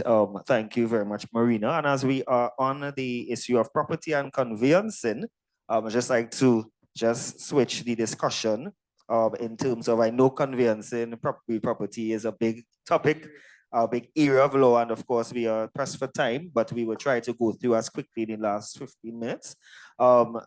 I don't know if maybe Mr. Anderson wants to start the discussion basically in terms of what are the legal requirements to purchase a property. What it is you purchasing. Once you identify the subject land, you must convince yourself that it is fit for purpose. It might be maybe not the best looking piece of land, but you must convince yourself that it's fit for your purpose. Then you need to determine the value, and you do that by asking a valuator to determine the value of the property. And then you can get into discussion about the price. The vendor will often offer you a price, but you need to establish by what means he arrived at that price. And your best way of knowing that is by working with a valuator. So you decide this is the property you want. And how do you decide that? You look at what is around the property in terms of amenities, road, utilities, school, church, whatever your religion may be, that it is within the immediate vicinity of the subject land. It can be accessed easily from a main road. There's all of the facilities such as sewer, septic tank, whatever. The area is not prone for flooding. There's a new issue you might want to consider, crime. I don't know how you're working that out. But once you determine that is an area that you would like to live in, then you can move forward and having discussion about how much you want to pay for it. But you must do so, or you should do so, under the guidance of an attorney, because the legal documents that sets out title, the issues that are not always written on the document. Peter might be the sole owner of the property, but his wife has an equitable interest, she being the wife of the owner. And if Peter tried to sell that property without reference to the wife, it's not going to go too far. Because once she becomes aware that the property is being sold, as was mentioned earlier, she can file a KVI for the spending and block it. And just pause, when we say someone has an equitable interest, well, layman, what does that mean? That right comes about by let's say marriage. So out of fairness, the court will not allow you to part with that property unless the wife's interest is recognized, at least by way of compensation. Right? So equitable rights are not written anywhere, but it is to be discovered upon inspection. So if a bank is coming to lend you money, they will oftentimes send someone to inspect the property. They will look under the bed to see if any other person living here. They will look in your closet to see if there's another person living here, because they want to be certain that the lender, the borrower, in fact, the borrower is indeed the beneficial owner and there's no other person. If there are any other adult who may have an interest in the property, they'll want that person or persons to sign either as co-borrower, guarantors, whatever the case may be. But the bank wants to be certain that the person who is borrowing indeed have the right to do so. So whilst it is nice to talk about purchasing land, there's a number of issues that directly impact about the success of achieving that. And as I indicated earlier, there's the issue of the chain of title. If the chain of title is broken, you might get a document purporting that Peter is indeed the owner, but there is a break in the title, meaning somewhere before Peter acquired it, there was a deed missing that does not explain how it reaches to Peter or Peter heirs, so that Peter becomes the owner. That can only be done by a proper title search. So yes, the property is what you want. Your attorney has done the required search. You have agreed to purchase at X price. You approach your banker, they agree to finance you. You must then obviously satisfy your finances that you have the ability to pay, good credit history and all that bit. The loan is ready to be dispersed. You now must be mindful that this is the most expensive asset I have. So you might want to consider insurance so that if any event were to occur, you can have the unit replaced without having to go and find new money. All of that to say, you should get good advice. I'm not here suggesting. I am advising you on this final position, but you, each time you approach or each time you want to get involved in a purchase, make sure you know yourself with proper legal advice, because it is more than what you will see on the surface as it relates to documentation and the legalities.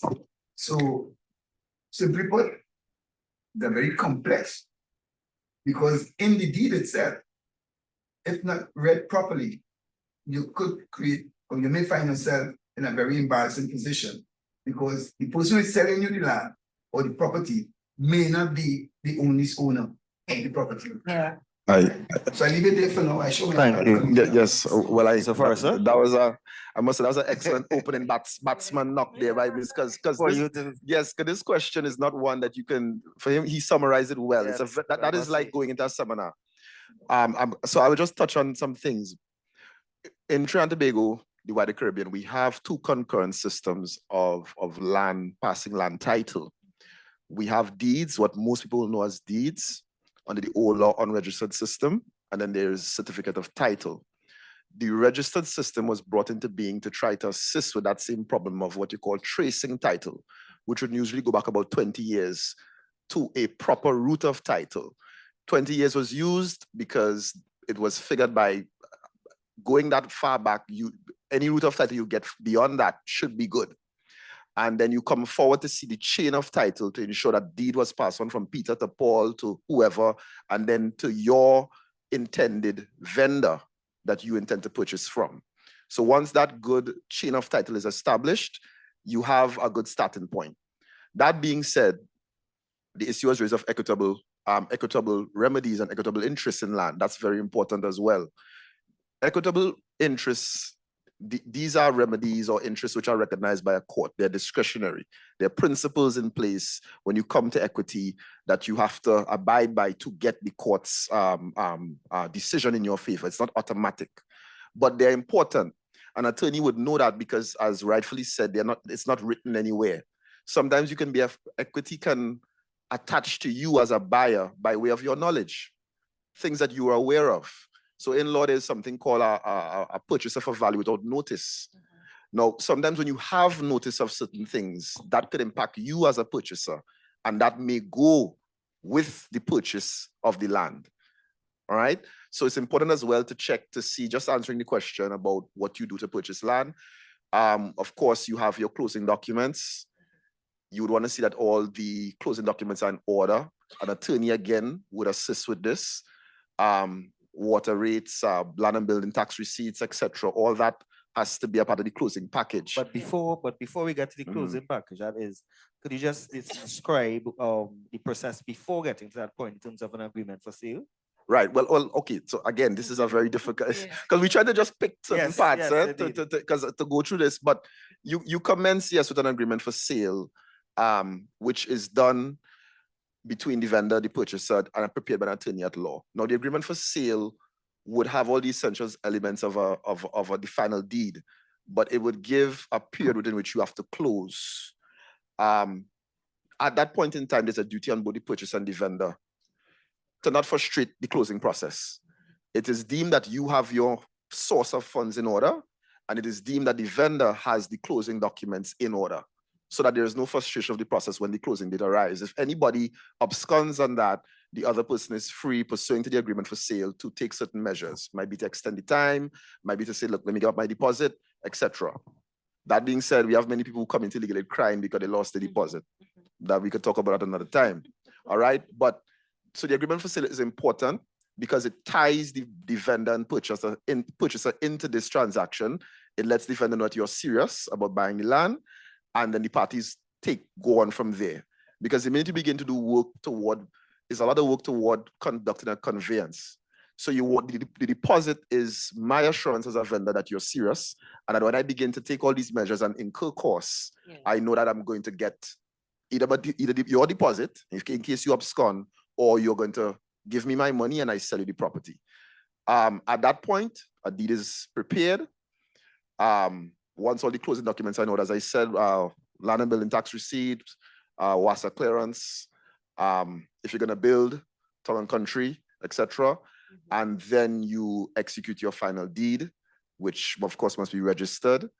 And from there, you would have, that's simplifying a very complicated process, but you would have your deed in hand. Yeah, and if we could just kind of lay out some practical issues I've seen come before me. And culturally, I think it's culturally, we try to evade costs at all, at all costs, for lack, So we just decide here, my neighbor's selling this piece of land, let me just go and pay him a little money to get it done, and you end up in a lot of difficulty. You haven't done the title search to know that whether your neighbor actually owns the property. Sometimes persons come to me and say, yeah, I see the deed. I see the deed. Yeah, you saw it, but there's so much more involved, like Mr. Anderson and Mr. Forrester would have gone in to say that you have to do a title search and so ensure that it's good title. And I want to expand a little more on the importance of tongue and country approval. Some persons don't see it as a big deal. Generally, if you go to the bank for financing, you have to have all the documents in order, which means tongue and country approval. And it goes to your purpose for the land. What is your purpose? Is it residential? What is the purpose that you want to use the property for? And I've seen another practical issue where there is a large portion of land and it was subdivided into smaller lots. And yes, I have tongue and country approval because it's residential and I have all the other documents in place, but the person doesn't have any subdivision approval from tongue and country. And then you find you might have a finance building your house yourself. So slowly but surely over the next how many years you build block by block, you're able to do that, but you're still unable to sell it at a reasonable price because you don't have all the documents in order. So these things are very, very important. And of course, you don't want any list spenders or anybody having a claim on your title. So you want to be able to show your tax receipt, WASA, clearance certificate, and all these things. If you have a house, you need to have an up-to-date electricity bill to show that you've paid it. So there are a lot of processes involved that you really should seek legal counsel. It may take some costs up front, but it avoids many losses at the end. Ms. Duke is quite correct. Thank you. This process is tricky.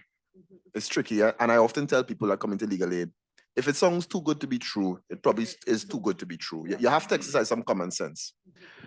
One of the reasons why land is at such a reduced price when there's no tongue and country planning approval, think about it. The vendor probably went through headache to get that and decided, you know what, I'm going to pass on that headache to you. So I'm going to put it at a reduced price. When you buy it, and he probably tell you, nah, you could get that easy, man. Just have to go apply a couple forms and just apply. Exactly. There you go, right?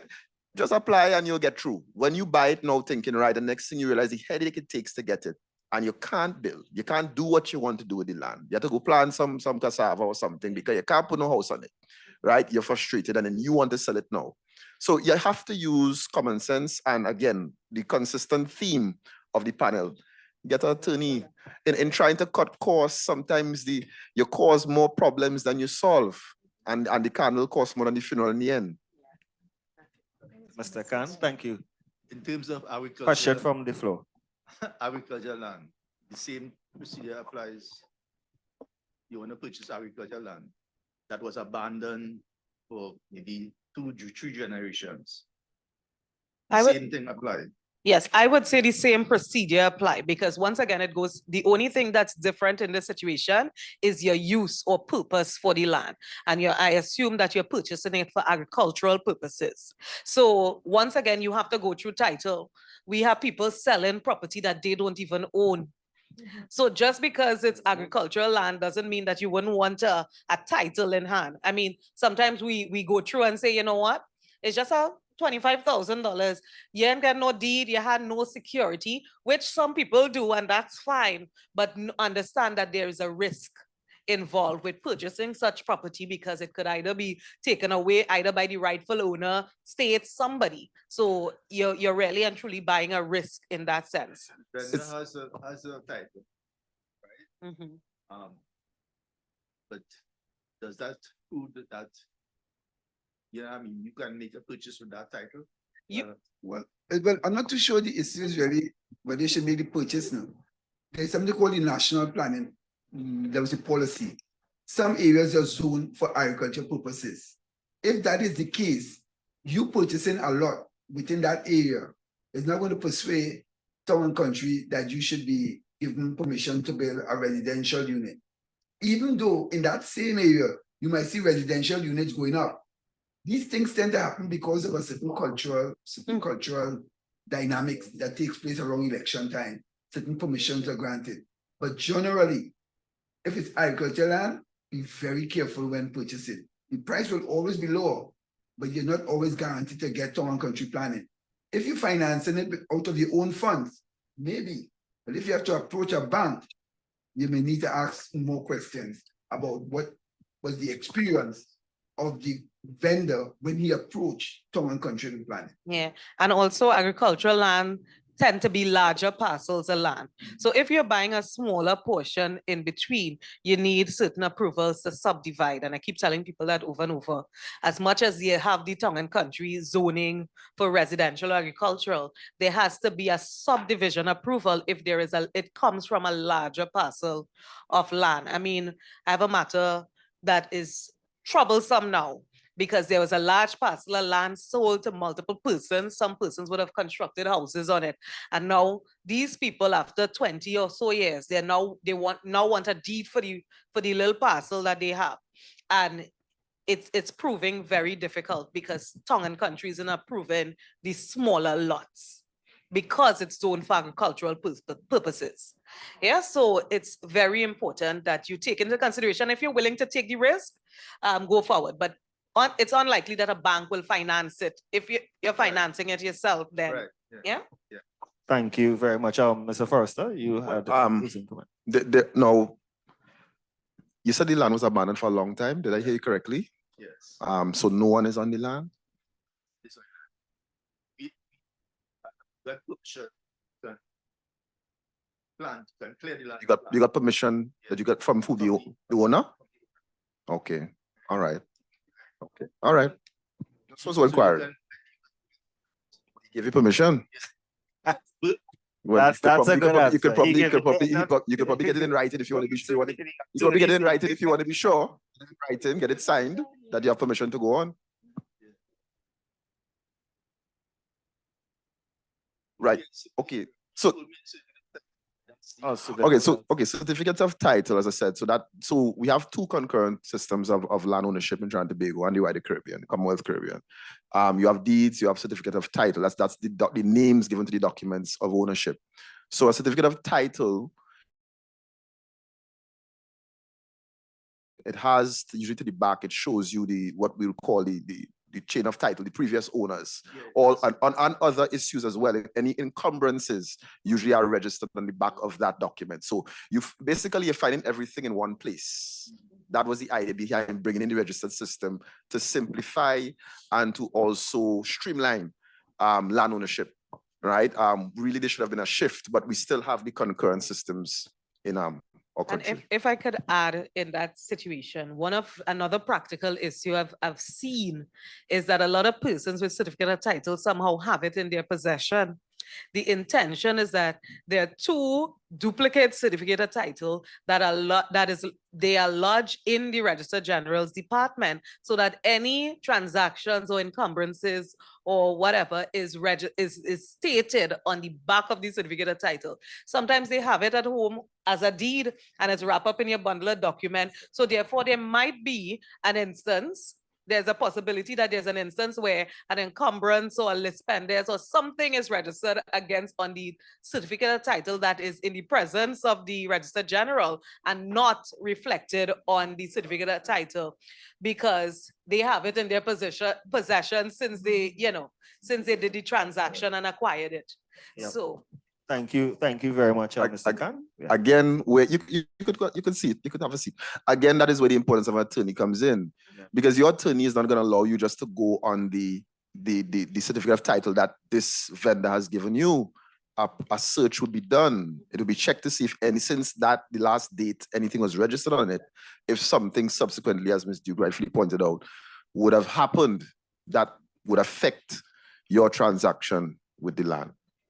Thank you. Just before Ms. Joseph, I just have a question online, please. Yolanda, she asked, I purchased property from a relative 3 years ago, but haven't gotten possession yet. Who is responsible for the utility bill and taxes for that period? Well, this is a very important point there. When you purchase in property, you must ensure that at the completion, there is vacant possession. So whoever is selling you the land or property, house, whatever, they must guarantee you that when you're ready to take possession, that there will be no one in the property, whether brother, sister, watchman, whoever, that you will be able to move right into that property without fear of anybody being present. It's important that you establish that. More importantly, there are rights, such as something called an easement. They're passing their cow and the goat over your land over all these years. And you now purchase the property. You are now purchasing that burden.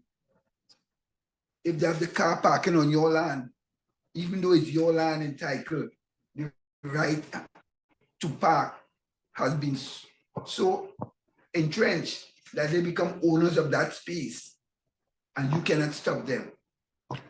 So one of the things you will always establish when you own land is the fence and prevent people from crossing for any reason at all, right? And that will protect the integrity of the boundary.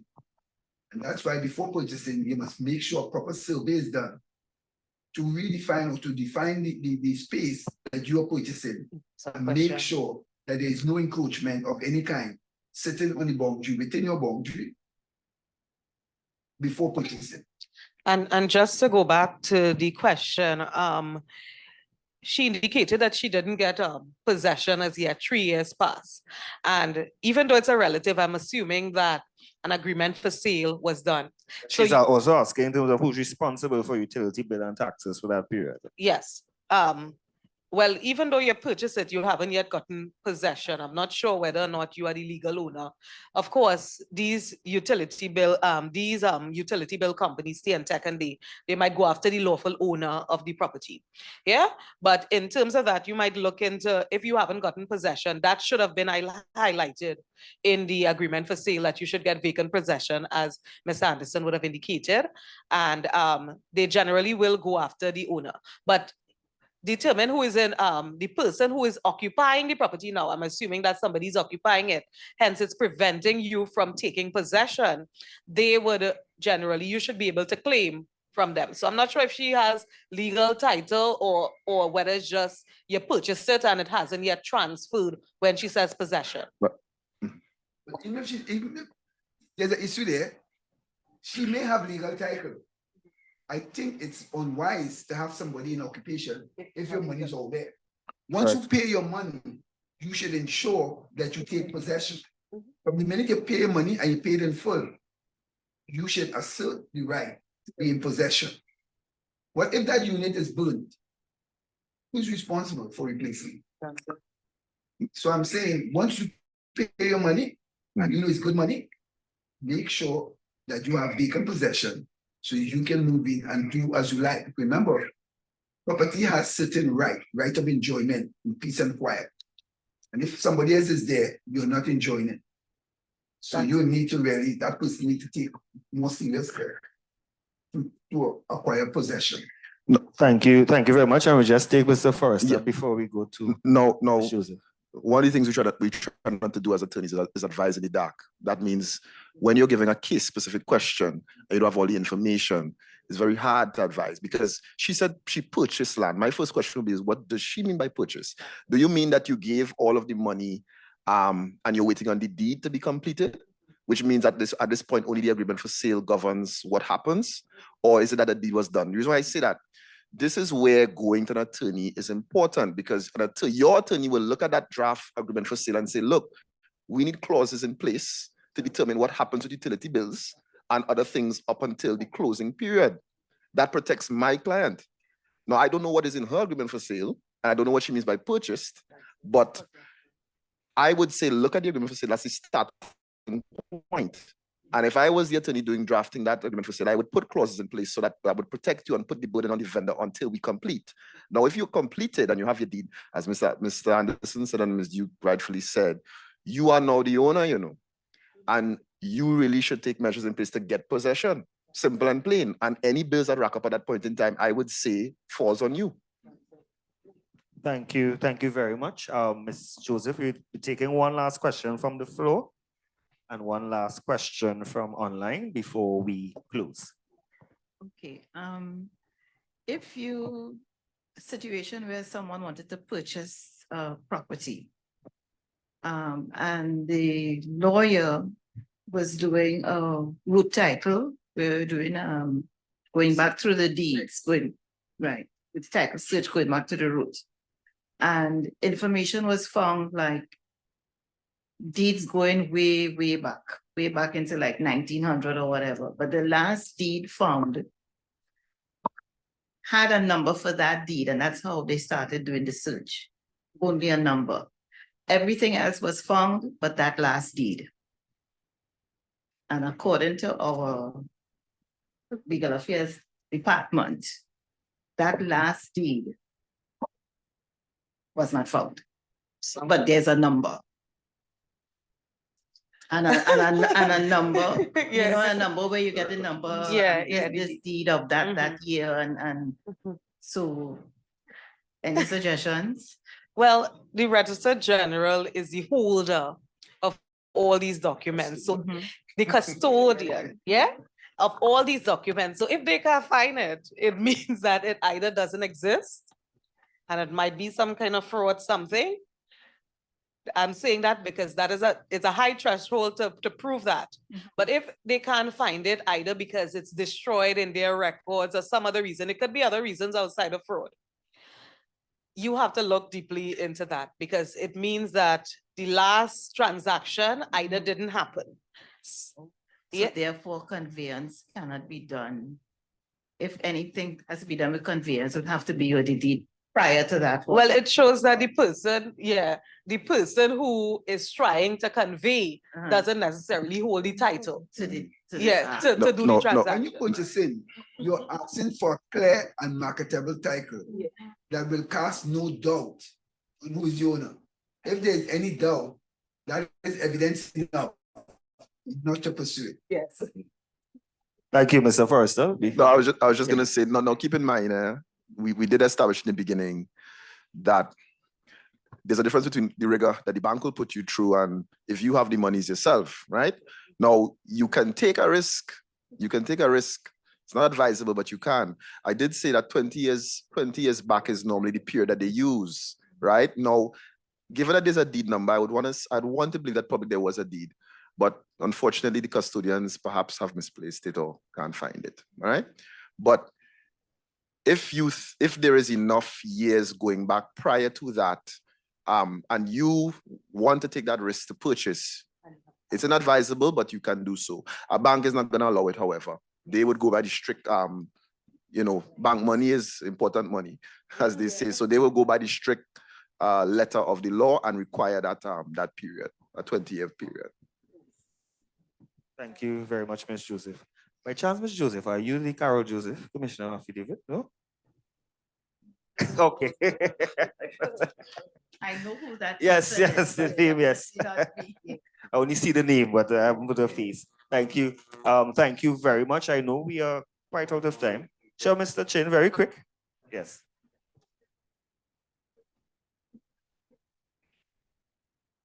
We had a property from, old property on York's Wasser to get clearance and all that. 2 years passed, 3 years, they're still sending bills and we sent in documents and everything and they say, yes, they will disconnect that and all that, right?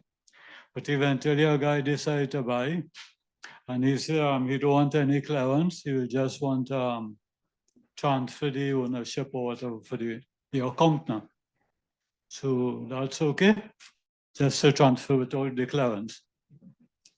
The WASA policy.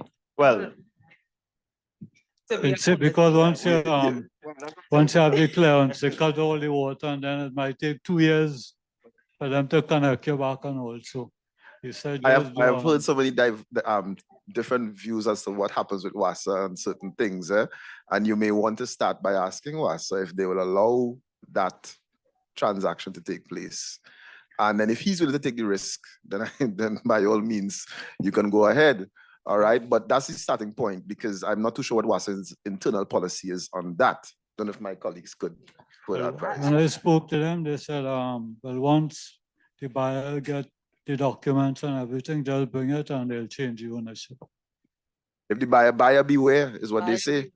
That's So if he's willing to go ahead. And once again, But if the only thing they're still sending the bills and I tell them, but send it back. so long, 2 years now and all, you're still sending bills. So they say, don't bother with that. Let's put it in and we want to send it back to The property still has water, it's still getting access to water, right? There's no, so you're not getting water No, on no the water, property, nothing. but you're still getting bills? Yeah, we still getting bills. that is definitely something that you need to. They tried call head office and nothing happened. And if They could not, never what get- I would also advise is that you could visit the office of the ombudsman as well, and maybe they can assist, right? In that regard also, if you do not want to expend monies on an attorney, so that's another avenue that you can use for rectification, right? Okay, thank you. So I don't know if any of our panel maybe want to just have a closing statement in 30 seconds or so. All right. Well, in closing, I would say we are the Legal Aid Advisory Authority. We are located on number 23 Stanmore Avenue, Port of Spain. We assist persons of low to moderate means in keeping with our Act, Legal Aid Advice Act. We work in conjunction with our private practice colleagues. We have members of the private bar on our panel. Time to time, we would send matters to them. We social organization, I would say, meant to help people, basically. And I think the current theme is do not try to cut costs with legal fees. Attorneys work very hard, both in private and in government. Pay money for good service, right? We know about bush lawyers. That's something we talk about in Trinidad and Tobago a lot. They're out there, they're rampant, all right? And I would advise you to get an attorney, all right? JPs are good, but certain things need to be done by an attorney. Thank you very much, Mr. Forrest. And of course, for those in San Fernando, Harris Street. Yeah. That's correct. Thank you, sir. As Mr. Forrester said, we are from Legal Aid. We're also accessible online, the webmail. We have call-in advisory sessions. Feel free to come in. The advice, it's good advice. It's free. $50 is negligible. But as my colleague says, everything in life that is worth having, you will have to pay for it. So, I mean, we have contemporaries on the external bar and outside private attorneys for matters that we don't do. We don't do defamation, employment, wills and deeds, conveyancing. But we will advise once you come to the office, feel free to enter the office, please. Also, because I get in trouble if I don't say this, now that he mentioned San Fernando, Tobago has an office, Yeah, right? I hear only out Chaguanas has an office, and Arima has an office, okay? All right. We know this because I'm 2 buildings away from Legal Aid in San Fernando, yes. And I was part of the panel at one point in time. Thank you so much, guys. Mr. Anderson. Try to establish a relationship with your attorney, not just see each event as a transaction. I think if you have a relationship, you are likely to get better treatment than if it's viewed just as a transaction where you're trying to get the lowest cost. Right? If there's a relationship, I think the attorney, if he wise enough, will recognize there's more to be gained by having a relationship and not just a transaction. And that way you can get your discounted rates as well. Yes? Mr. Duke. Sorry, Miss Duke. So, sorry, is it PSA? Yes. Sorry. So I would just say in closing that, of course, not everybody qualifies for legal aid. So that's where we come in. I am advising persons that we need to stop cutting costs because I've seen instances where we as attorney now have to swoop in to try to rectify a lot of the issues. Get legal advice, like Ms. Anderson would have stated before. Find somebody that you trust, some attorney that you trust and you have that relationship with, that you know has your best interest at heart, and they would be able to guide you and advise you, because there are some attorneys as well that does the transactions, not just the clients. So get somebody that you connect with and you're able to trust and get your advice, pay your fees if necessary, and be blessed.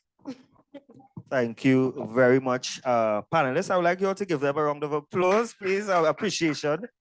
They've taken out of their busy schedules to be here, and we are indeed grateful to Mr. Forrester, Ms. Jurawan, Mr. Anderson, and Ms. Duke. Thank you to the PSCU Credit Union for hosting, of course, this informative session, and I'm sure this is one of many. Thank you to our in-house guests as well as those participated online. We appreciate you and we appreciate your comments, and I'm sure you can send your comments over or questions maybe over to the representatives of the credit union, and maybe in the future the panel of attorneys can further ventilate or further explain. So thank you once again. We appreciate you. I am Rhonda Donowa and we are out. Have a good evening.